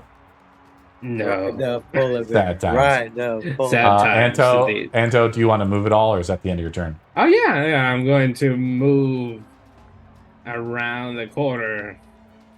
Maybe here. Cool. As you move close, you brush up against, you get kind of close to this pillar. Make a dexterity save. Oh right, yeah. Oh well. So you're telling me just to do it for fun because I'm gonna fail it. Let's go. Yeah. -3 at dex. 3. You take 8 electric damage as you get shocked a little bit as you get close. I'll just How move you a much? little bit farther. 8 electric damage. That hurts. Wolf is up. Wolf is on Savine. Gets advantage on the attack. It's a pack tactics. does not hit. Wolf 6 is up and is with again fighting Booker, gets advantage against Booker. Why? It's not flanking, is it? It's pack Pack tactics. tactics. Oh, but Yeah. okay. Okay, bring it on. Hits Booker with a 22 Yeah, it's for 4 piercing and make a dexterity saving throw. okay. Dexterity saving throw. That's a 22. You pass, so you're not taken prone. Second bite attack from the other wolf that's next to you. Yes. Oh, I'm just looking at. Yes, there's 2 next to you. They don't hit. The second one does not hit you, Booker. This one is dead. This one is also dead. Morning is up. It is going to come back to help me, It flies across the bramble. and it will attack the wolf. Yeah. I'm going to say since you're prone, it does not get Yeah, I know. advantage. That will hit, and I do 14 damage. Max damage. You kill the wolf as Mornia flickers a flash of Atafield, goes right under the wolf's jugular, and cuts the throat of the wolf, and sprays blood right in front of you, Barnon. I'm not used to this. All over your beautiful purple clothing, and your instrument is now bloody. All right, and that's the end of my dagger's turn. Yes, and you're up now, Barnon. And I'm gonna stand up and try to brush myself off of it. Do I take anything from the tree to stand up? You do not. I mean, you are starting in the effect. So I'll to be hardcore about the rules about it, you do have to make another dex save. All right. That is an You 18, pass. and I'm going to walk away from the tree. And Yes. then I will cast Vicious Mockery at the owlbear number 3 from the left. And that is 7 damage, and just depending on the next attack roll, as I do the I can't Road even Eldorado, and I just strum my viola at it really aggressively. As you strum it, some flicks of blood come off from the wolf that you just killed. Booker is up. I'm gonna just try and smack this owlbear into the pillar again. Bonus action. The hand With goes the hand. up. Mhm. Yeah, the hand goes up and just tries and sideswipe it again from behind. Roll it up. So it's gonna be d20 plus 8 for an athletic. Yes. 15. Pretty good. Let me roll Owlbear. I'm tabbing around, guys, so that's what I'm doing here. So what I do is I have a combat widget, and I double-click the creature on the combat widget. I did not pass, so you knock the owlbear, you slap it. Does it take any damage from the slap, or are you just forced moving it? No, I forcefully move it, but it would move about at the speed of pushing it 25 feet, so it hits the pillar before, I think, 10. But it hits the pillar. It hits the pillar, it takes 2 electric damage as it fries up against it, and it probably takes bludgeoning damage too. I'll allow you to make the attack roll damage, Booker, with it. The attack roll damage attack with Yes. it? Okay, Yeah. so there'll be another d20 plus 8. Well, you don't make the attack roll. Oh. The attack roll's already hit, right? Successfully based on your attack. Now you roll the damage, right? Okay, the damage. All right, then. That'd be a total of... oh my goodness, that's 4d8 damage, and I rolled 23 force damage. As the force slaps it with the pound of electricity, it fries, against it, and it kind of comes off. A little gruesome, but it is what it is, Booker. Yeah. And it's dead. Bonus action. Well, that was my bonus action. Yes. Pull out a dagger, and I'm just going to swipe at one of these. Savine, you see Booker unfamiliarly, and then you hear the trident in your mind in the back. It's like, not me. A dagger? Please, Booker. Fine. All right. Instead, let the dagger drop back into my bag and into my boot, and pulled out the trident with one hand and try and go at it from above. I mean, your model even has a trident on it, I Booker. know. I know. You forgot about the trident, dude. Well, I get pull a it out. +1 with the trident, but I get a +8 with the dagger. Why do you think I'm using the dagger? Okay. Well, you got to get your training up. You You got to do stuff with Savine more. I'm gonna make a swing with it. That's a 5. Ah! Savine, you see him like just swing out terribly. Booker, come I was on. reaching for I don't know, a more lighter dexterity-based thing. Can't you just cast a spell or something? I'm saving that for another turn. You swing though, and I'll help Booker to make a performance roll as he kind of tries to recover himself. I did smack the owlbear against him. Yes, exactly. Make a roll. A performance? Ooh, Yes. I am not a charismatic. Really? No one would have thought. 19. Whoa! Yeah. Hey, somebody in the crowd throws you a potion. The hand Let's see after what it is. hitting the owlbear against it just kind of waves. They throw you a potion of invisibility. Second one. Thanks. Third, actually. Third. That was my. I just rolled on the random table. I won. Booker, is that the end of your turn? That's my turn. Sabine is up. Booker, you're doing so great. I'm so proud. Can I give him my inspiration? Yes. Okay, Booker, you give him inspiration. Thank you. I'll turn around and just slap the wolf that's down there. You turn around in a rage still. 27. I assume that hits. No need to roll damage. You insta-kill the wolf. Damn it. Okay. Aw, but numbers. I wanted to know the number. Well, It's fine. feel free to roll it if you wish. No, it's okay. You turn around. It's fine. I'm gonna just hit the other one. It's the shape of a wolf. It's 21 that's gonna hit. 11, 14 damage. And then that's it. Gnome is up. There's only one last wolf remaining, I believe. And that's over in the Savine area. What do you do, Gnome? I will dance. You know. Just dance put on a with little these dance people. right now. Yeah. Since they're too Make a far, performance. I'm trying to Make a dance. performance roll. Don't roll a natural one. Oh no. They throw Oh, something. It's should not I- a potion. Should I make the performance roll for the wolf? No. Nah, okay. 14. You pass. Gnome, they throw you a potion. As they are pleased by your little bear dance. Man. I'm really gonna like throw a chair or something. No, they're not that mean. Well, no, to hit him. No, like WWE. They throw you a potion of major healing or greater healing potion. Oh. Can we fart this wolf. quest? Wolf is up. That one's dead. Anto's up. Oh my god. You're a little shocked from, stepping on the pillar right behind you, but you've recovered. All right, yeah, they mentioned it hurts. Well, they got the wolf over there, situation settled, and I'm like, so we're done. Anto, is that it? Yeah, the tree does not look like it's gonna move. Wolf right? is dead. The wolf. I'm going through the wolves. The wolf is still attacking. Booker. Swing Pull at it up. yeah. Here we go. Oh, that's Hits Booker with a 19 That'll hit, yeah.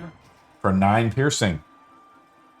And Booker Alright. makes a saving throw to see if he gets dragged prone. I also need. Alright. Was that a strength? Yes. Alright. Hey, 10. You Want to use your fail. inspiration? Oh, I do have inspiration, yes. Do you want to roll May it? I? May Yes. I use my inspiration? I will. So that's just another d20? D10. Yes. It's adding on to it, a d10? Yes. Oh, you from- give it- see, he's talking you give about him bardic Barden. inspiration. No, I bardic gave my inspiration Barden. regular inspiration. Oh. It's not I the still bar- have my bardic inspiration. It's not Okay. the Barden inspiration. It's Roll not the with Barden advantage. inspiration. You No, it's just the regular pass. inspiration. You pass, so you're inspired by Sabine. Sabine probably looks right next to you as you fall prone. It's like, Yeah. get up, Booker. I I think and it's starting to fall and then just get up kind of back to back sort of thing. I don't know. I don't like. go to the top of the round. Mornia's up.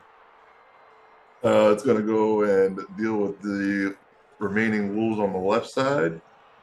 Roll an attack roll. Is that one still alive, or is that? No, They're all Oh, dead it's except dead. for this guy. Oh, As in the okay. air. You can't This get guy's into the it, only one but alive.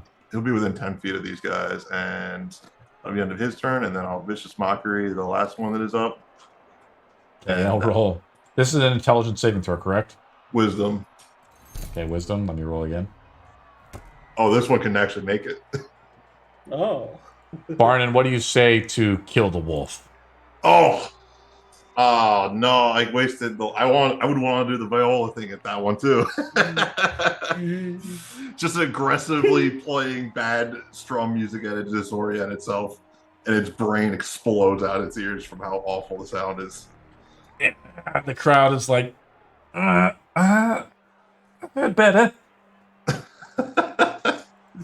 Just for a bit of showboating, Booker is going to use the arcane hand to scoop him and Sabine up and fly it around the kind of on level with the people, just sort of because we're here, and I thought it would be fun showboating. How you guys doing on time? Do you guys want to keep going? We have one final wave. Bring it on! Bring it on!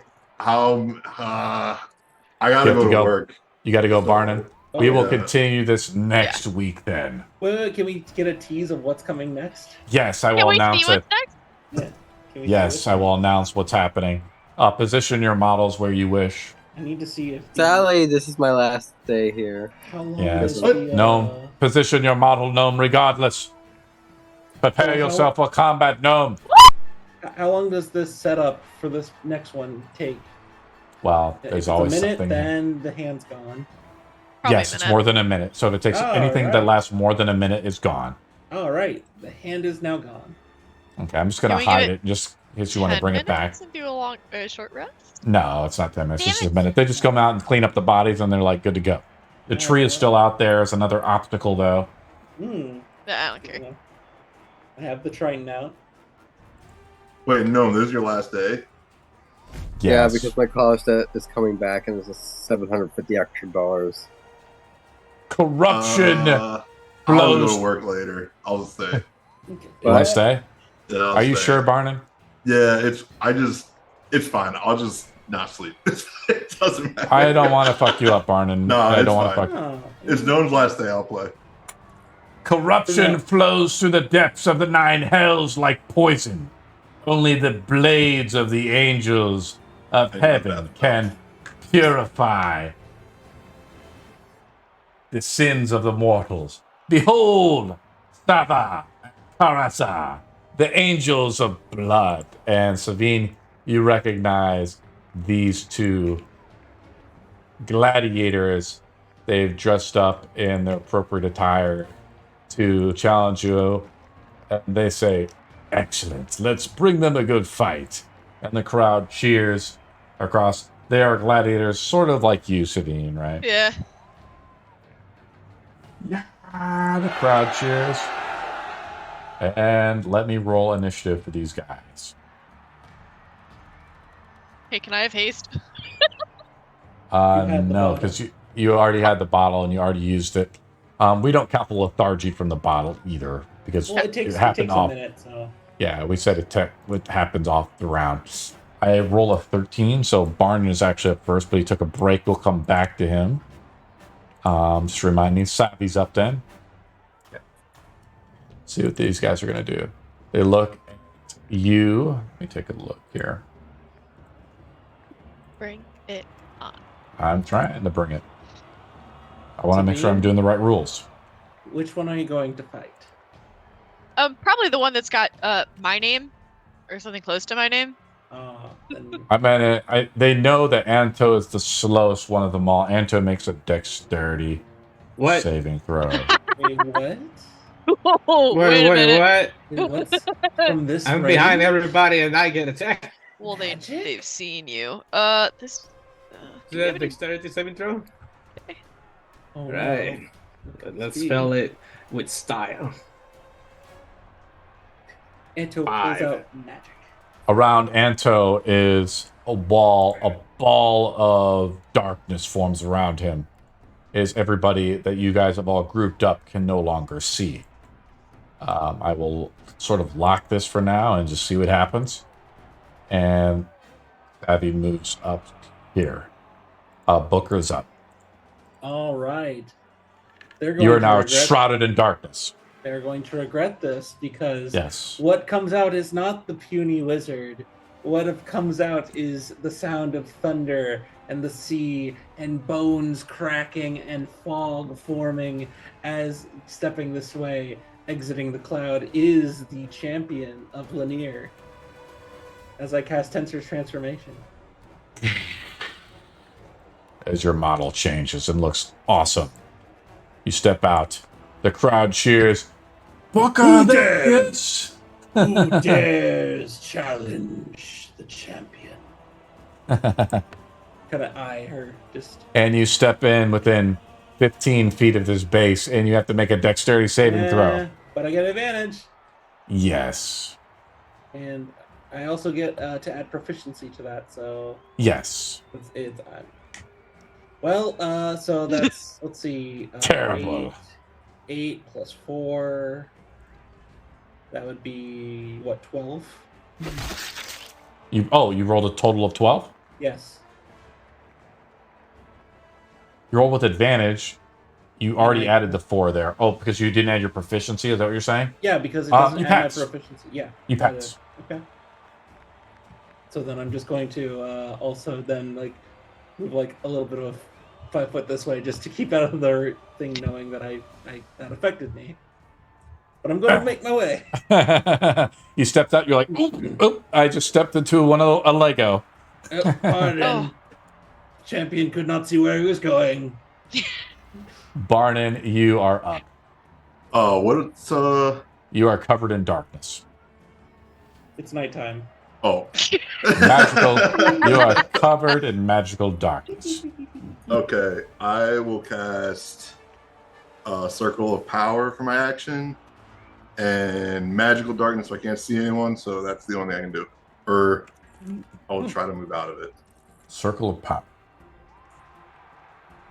So everybody within 30 feet of me gets advantage on saving throws for spells. On our side. You do also see the champion here. Hello. Hi. Great. Hello, champion! Who are you? Champion. That's some So, stuff. am I able to get out of the dark? Am I out of the darkness? Yes, you can just step out of it. It's right now attached to Anto, though. Once he Tap failed a the saving throw. darkness. Oh, okay. Um, Then I will yes, inspire the champion with Bardic Inspiration. Oh yeah. concentration up to You 10 minutes. Macho Man Randy here. You're not ready for the champion. Oh yeah. Sava's up. I already did her turn because we went back to Booker. Karis is up. Karis, they're just dressed like demons, guys. They're not really demons, even though I kind of bought demon-like models for them. Yeah. She just takes the dash action up and kind of pivots sort of around the pillar to give her some cover. Savi is up. Savine. I'm gonna rage because how dare they cast night on me? And I'm gonna run to her. Okay. As you run through, you step through some of the bramble, make a dexterity saving throw. Yep. Just kind of running out of the darkness. It's 5. Fuck. Okay. If you fail, you just roll really low. You take Oh 2 wait, my piercing bardic damage. inspiration. You Probably also won't do get much. advantage against Yes, 1d10. dexterity. That was She- with advantage. Rolled a 2 and a 1. nice. Yeah. Oh. You use the bardic inspiration. It's usually that's you 11? remember. Yeah, you missed by 1. You take 2 piercing damage. Oh, I don't care. You take one piercing because it's 3. I was gonna say that's only 1. I don't feel it. But you You still actually gain step on. 8 temp HP. That checks out. I'm gonna hit her. Okay. With a 26. Does that hit? Yes, roll damage. Cool. Let me make sure I have this correct. It is 1d6 plus 5 on top of that. Okay. So that one is 14 plus. Just tell me the total damage. That's a please. 20 for that hit. Me, make it look like a good show. This woman's got my name. That's a 30. Roll damage. 16. She's almost bloody. And so that was my bonus action. That's my actions. That was my movement. Yep, that's it. Gnome is up. Yay! Finally my turn. You know what I'm gonna be doing? I You can't tell remember me. thing. Okay. You wanna move up to this guy right here? Yeah. And I gotta Okay. do my bear thing. Bear thing. Roll to attack. What the fuck does a That miss, unfortunately. Too low. Roll your second attack. 20? That might hit. Roll the total damage. A 20 total? No. Yeah. No. What? 20 to hit, right? Then it's He 8 tries plus to 5. he tries to parry it a little bit. Unfortunately, he can't. And he's like, ah! And as actually in the growth form, you do extra damage, right? Roll a 1d4 for extra damage, please. I think under growth, you get extra damage. Yeah, you get one. I get 1d6 or whatever. It's 1 damage. Okay, we'll just say 1. Anto is up. Anto, you are shrouded by complete darkness. I don't know where's what. 1, 2, 3, 4, 5, 6, 7, 8. You can't see where you're going. You're totally blind. Yeah. Oh, wait, by the this way, way. I have to make concentration checks with her since she got hit twice. Oh. So let me make concentration checks with her to see if the darkness goes down or on Anto. Concentration That check changes. 1. Passes. Concentration check 2. Passes. So the darkness is still on you? Well, so it moves with me, right? Yes. Yeah, so I'm gonna be moving this way. 'Cause I don't know where I'm moving. Exactly. You're just kind of running. And they're like, Anto, the other way! The crowd cheers. I'll dash and go back the way. It runs right into the pole. Come on. That way, There. Anto! That's it.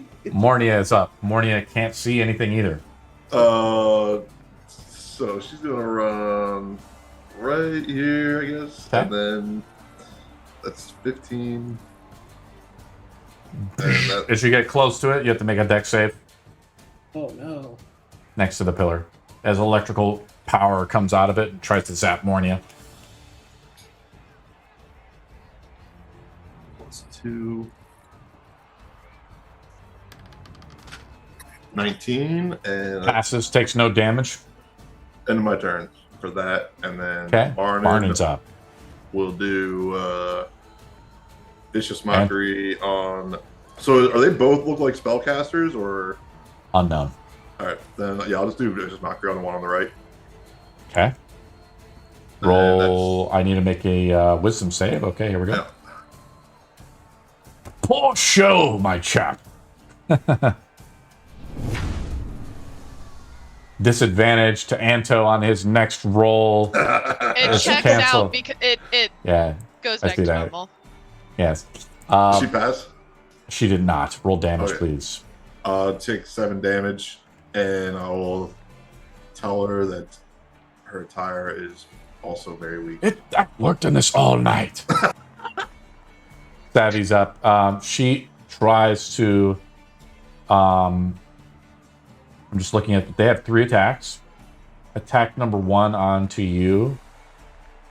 Tries to do a shield bash onto you. Make a strength saving throw. You laugh now, Well. and then you're gonna. Fuck off! Did you? Wait, did you Laugh. almost actually not want it? Oh, okay, 4. Fuck, Well. no. She hits you for 2d4 damage plus What type? bludgeoning damage. Yep. You take 4 damage plus you fall prone as she bashes you with the shield, and so you're prone now. And now she attacks you with the spear attack. She's like, "I told you to make it look like a good show," and she tries to stab you. Hits you with a natural 20. I was gonna say, can I just let her hit me for shits and gigs? Yeah, she stabs you right in like the spot where like the gladiators would stab, Yeah. where they put like the pig's blood and stuff. She crits you for 6 plus 6, so 12 damage in total. Of what kind? Piercing. And then you have to make a Constitution saving throw to see if you take a stack of exhaustion. And she goes in a little too deep. It's a Constitution. And she saves her last stack. She's like, "Oh, I went in. Sorry." It's 25. You pass, so you don't take. She's like, "Sorry about that." Booker's up. Weak. Booker is going to. He felt the stab, so he's going to just try and skirt around it. As you pass by the pillar, make a dexterity saving throw. That close? Yes. That close? Yes. Well, I get advantage, so Yes. +4. So 21, 25. Pass. Take no damage. As you kind of like, you feel the electrical charge building up around the pillar, you kind of step away. I think you'll be a good fight. Booker Here is we go. going to go in with the first swing. That's the spirit, okay. Booker. I get advantage with Get this. him, Booker. And so that's a 16 plus 4, so a dirty 20. Roll damage. Oh, I'm trying to think if I remember. I don't know. I'm going to roll the d6. They have a little parry ability as a reaction. Okay. They have a 17 AC. She parries your attack as she takes her trident around and locks it. Ooh, a challenge. And I'm going to go in again because I get multi-attack. That's nice. In your form. Cool. Kind of like a cool shapeshift form. Yes. Let's see. There we go. It's a 19 plus 4, 24. Roll damage. This is gonna hurt. This is gonna hurt. You might want to brace yourself. And I just like I dislodge the swing. I go in for the other side, and I just try and hit with the back end of the trident instead of the pierce forked end. But that is still a total of. Okay, yeah, that's a total of 2. Wow, Booker. 2 damage, but we also forget I'm tensor transformation, so yes. I get to add 2d12 on top of that. Oh, nice. So what type of force damage goes 18 through? Force damage. Yes, 18 comes through. As the trident locks in and you release, your eyes glow wide. A force repels her. It's just like, ah! And I'm going to do something a little unconventional because everyone has the ability to use 2-weapon fighting. So as a bonus action, I'm going to reach into my boot and pull out my dagger and go for a bonus. I get to add. So I'm going to sneak. You can use your dagger? Yes, and use the dagger. But Booker, this is just petty. You should use me only. Come on. This thing can't even talk to you. In front of all these people? It's for a show. We bring attention. So I get advantage. That's a 24. I don't get to add anything additionally because I'm proficient in that. Roll damage. So I only get to do a d4. I don't get to add my dexterity modifier because I don't have 2 weapons. But I also do get to add the force damage. Nice. So that's I see the cheese that you're doing. Yeah, 2 piercing, and then 2d12. But it's cool doing this transformation thing. I don't see a lot of players use it, so it's cool. 16 force damage on top of that 2 piercing. Sweet. So I kind of like after the second hit with the back, I reached into my boot. My wings. Right Be careful, Booker. Booker. Yeah, right across the wing. Just putting in the show. I don't know, and I'm just gonna stay in combat, and I'll end there. Karis is up. She's like, "All right, a fight is what you want," and she tries to bash you with her shield. Make an athletics or acrobatics roll. Athletics or acrobatics roll? Let me check real quick about something. Wow, they don't find the bear intimidating. Wow, okay, so... I'm sorry, no, they don't want to... Booker's hailing down a ton of these force attacks, man. I'm sorry? That's a 24 for acrobatics. You pass so that you resist the shield bash, and she tries to stab you, Gnome. Here we go. Gnome, you're hit for a 24 for 4 piercing. And the last attack, as she tries to hit her spear at you, Booker, she hits you with the 21, I believe. That will hit or no? me, yes. Okay, for 5 piercing. All right. And every what's time that you're for hit, but yeah. yeah, you have to make a concentration. I mean, it's a high risk reward advantage. spell. Yeah, It's nice. That's a 21. Nice. So yeah, I pass. What happy thoughts do you think about? Sabine's up. Prone. Oh, sorry about that, Sabine. Standing up is half my movement. Yes, and you provoke an okay. attack of opportunity. I do not care. She's like, well, we Stand have up. to make it look real. She attacks you. You stabbed me. It's real. She's like pretty hesitant and rolls a natural 1 to try to counterattack you as you stand up. That provokes a counterattack from you, from your reaction, if you wish. Oh god. No. Okay. No, it's okay. I'm pretty sure a 20 hits. Yes, it does. Cool. So it does. Hold on. Plus 9. So she takes 22 damage from that hit. She's like, Sabine, that's enough. And she like falls prone. Ah! And then slain! No! I'm enraged. Sure. Please, I see no. blood. Sabine, stop. It's over. Sabine, stop. Do I need to make a check for this? This is up to you. It's like a wisdom saving throw. Because it's over your I like, got control. healing. It's fine. You got resurrection spells, it's fine. Can you rest? What more real than real? Clerics, fine. Julie? I didn't say anything. I have no influence on this. I guess I'll just put I'll listen, but I want to put like the sharp end of it down, like the hilt where the big heavy ass axe is. I'm gonna put it down on her stomach, and then I'm just gonna put my arm on it and look over to the rest of them. Make a Here, performance play along. roll. Make a performance roll as your rage goes down. Yeah, I'm Does gonna the let my darkness rage go goes down. away? It's 10. You don't do it, and the crowd's like, that looks awfully fake to me. I told you this was all fake. And then Gnome is up. Hi. Oh my god, I finally got a turn. 30.5. Ooh, I got advantage. Roll an attack roll, Gnome. Advantage, right? Yes. I'll put you a little bit like this so you can flank him. Okay, yeah, that hits. Oh, no, be careful. It's almost over. Roll damage, Gnome. I'll be careful. Don't be careful. 11 plus 5. Yeah, so 16. Oh, no, that's enough, Gnome. Okay, so what Noble will do You've been is slain by the mighty bear. What Noble will do is that he'll do like an Undertaker move with as a polar bear, grab him and then just bring him down in the tombstone and then wild shapes back into what Gnome looks like normally. Oh, Gnome, you got me. Gnome makes a performance roll. I see tombstones, WWE style, into the sand. You know, it's one of those moves that you know hurts the wrestler, but sucks, you know, anyways. That's fake. That's fake. A bear body slamming someone like, no, that I've never seen her take that damage before. I'm gonna put my boot on this person's armor piece and then put Wave, just bury it into the ground, but like the prongs around their neck, just.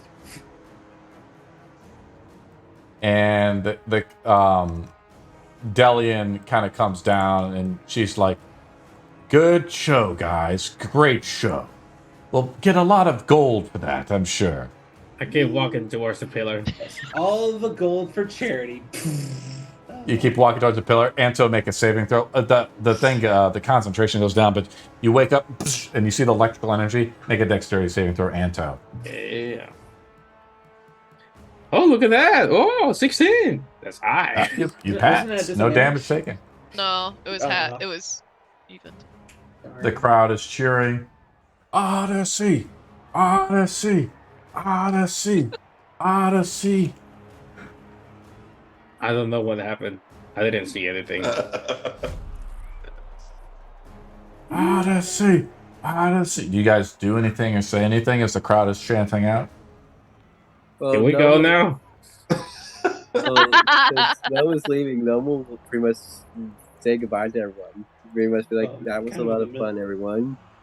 But sadly, I have to do my responsibility and look for my brother. Hopefully, I can find him. Good luck. Dang. It is unfortunate you will be parting with us so shortly, no? Mm-hmm. Yeah, it happens. Well, you can always come back and I can teach you how to use a weapon. Yes, that would be great. Sort of a bummer I never used my tornado spell in this arena. So, Oh well. You'll make some. The deafening cheers of the bloodthirsty crowd reverberate throughout the Gorefest arena as the final clash between Sava and Carissa comes to a brutal end. The two gladiators lie defeated, their bodies battered and their spirits broken. The announcer's voice booms over the tumultuous uproar, proclaiming a heroic victory, praising the valiant efforts of the fallen warriors. But just as the excitement reaches its peak, a sudden silence falls the arena. Fuck. A deep, resonant chuckle begins to break the stillness, originating from a source seemingly invisible to the naked eye. Slowly, the chuckle grows louder, morphing into a booming, gnomish laughter. Yeah, it makes sense. Yep. What is it?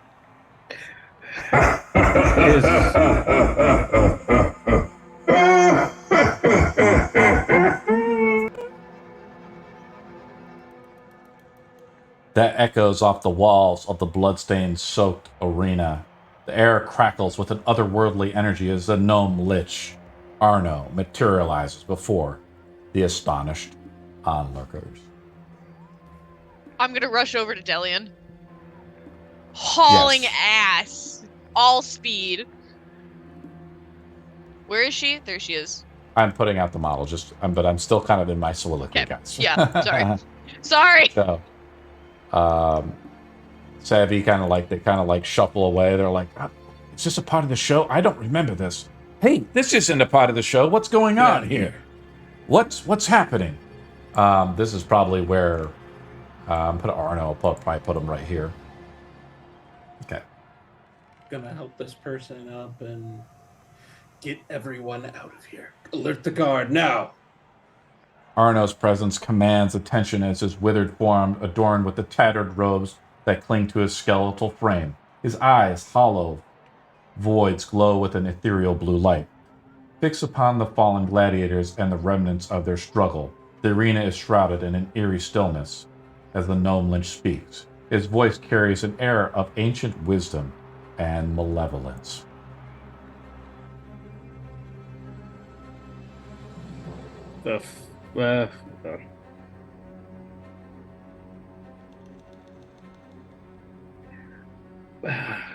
I'm gonna use thaumaturgy to make my voice boom and yell for everyone to get out of the area, the arena. Yeah. So you have come to speak the challenge of the hells themselves. Arno intones his words, dripping with contempt. I have been there, and have witnessed the screams of exaltation from the tortured souls of your so-called gods, and have been foolishly judging them. But now, Odyssey, I am here to claim what is rightfully mine. Arno's eyes narrow as he locks his gaze upon the Cardinal. The last finger, Cardinal. Give it here. Arno demands, his voice laced with a chilling threat. Or shall you meet the same fate as your expired Saint Exodus? And that's where we'll begin next week.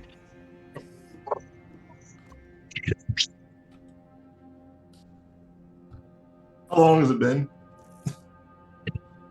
Just like a few minutes. Okay.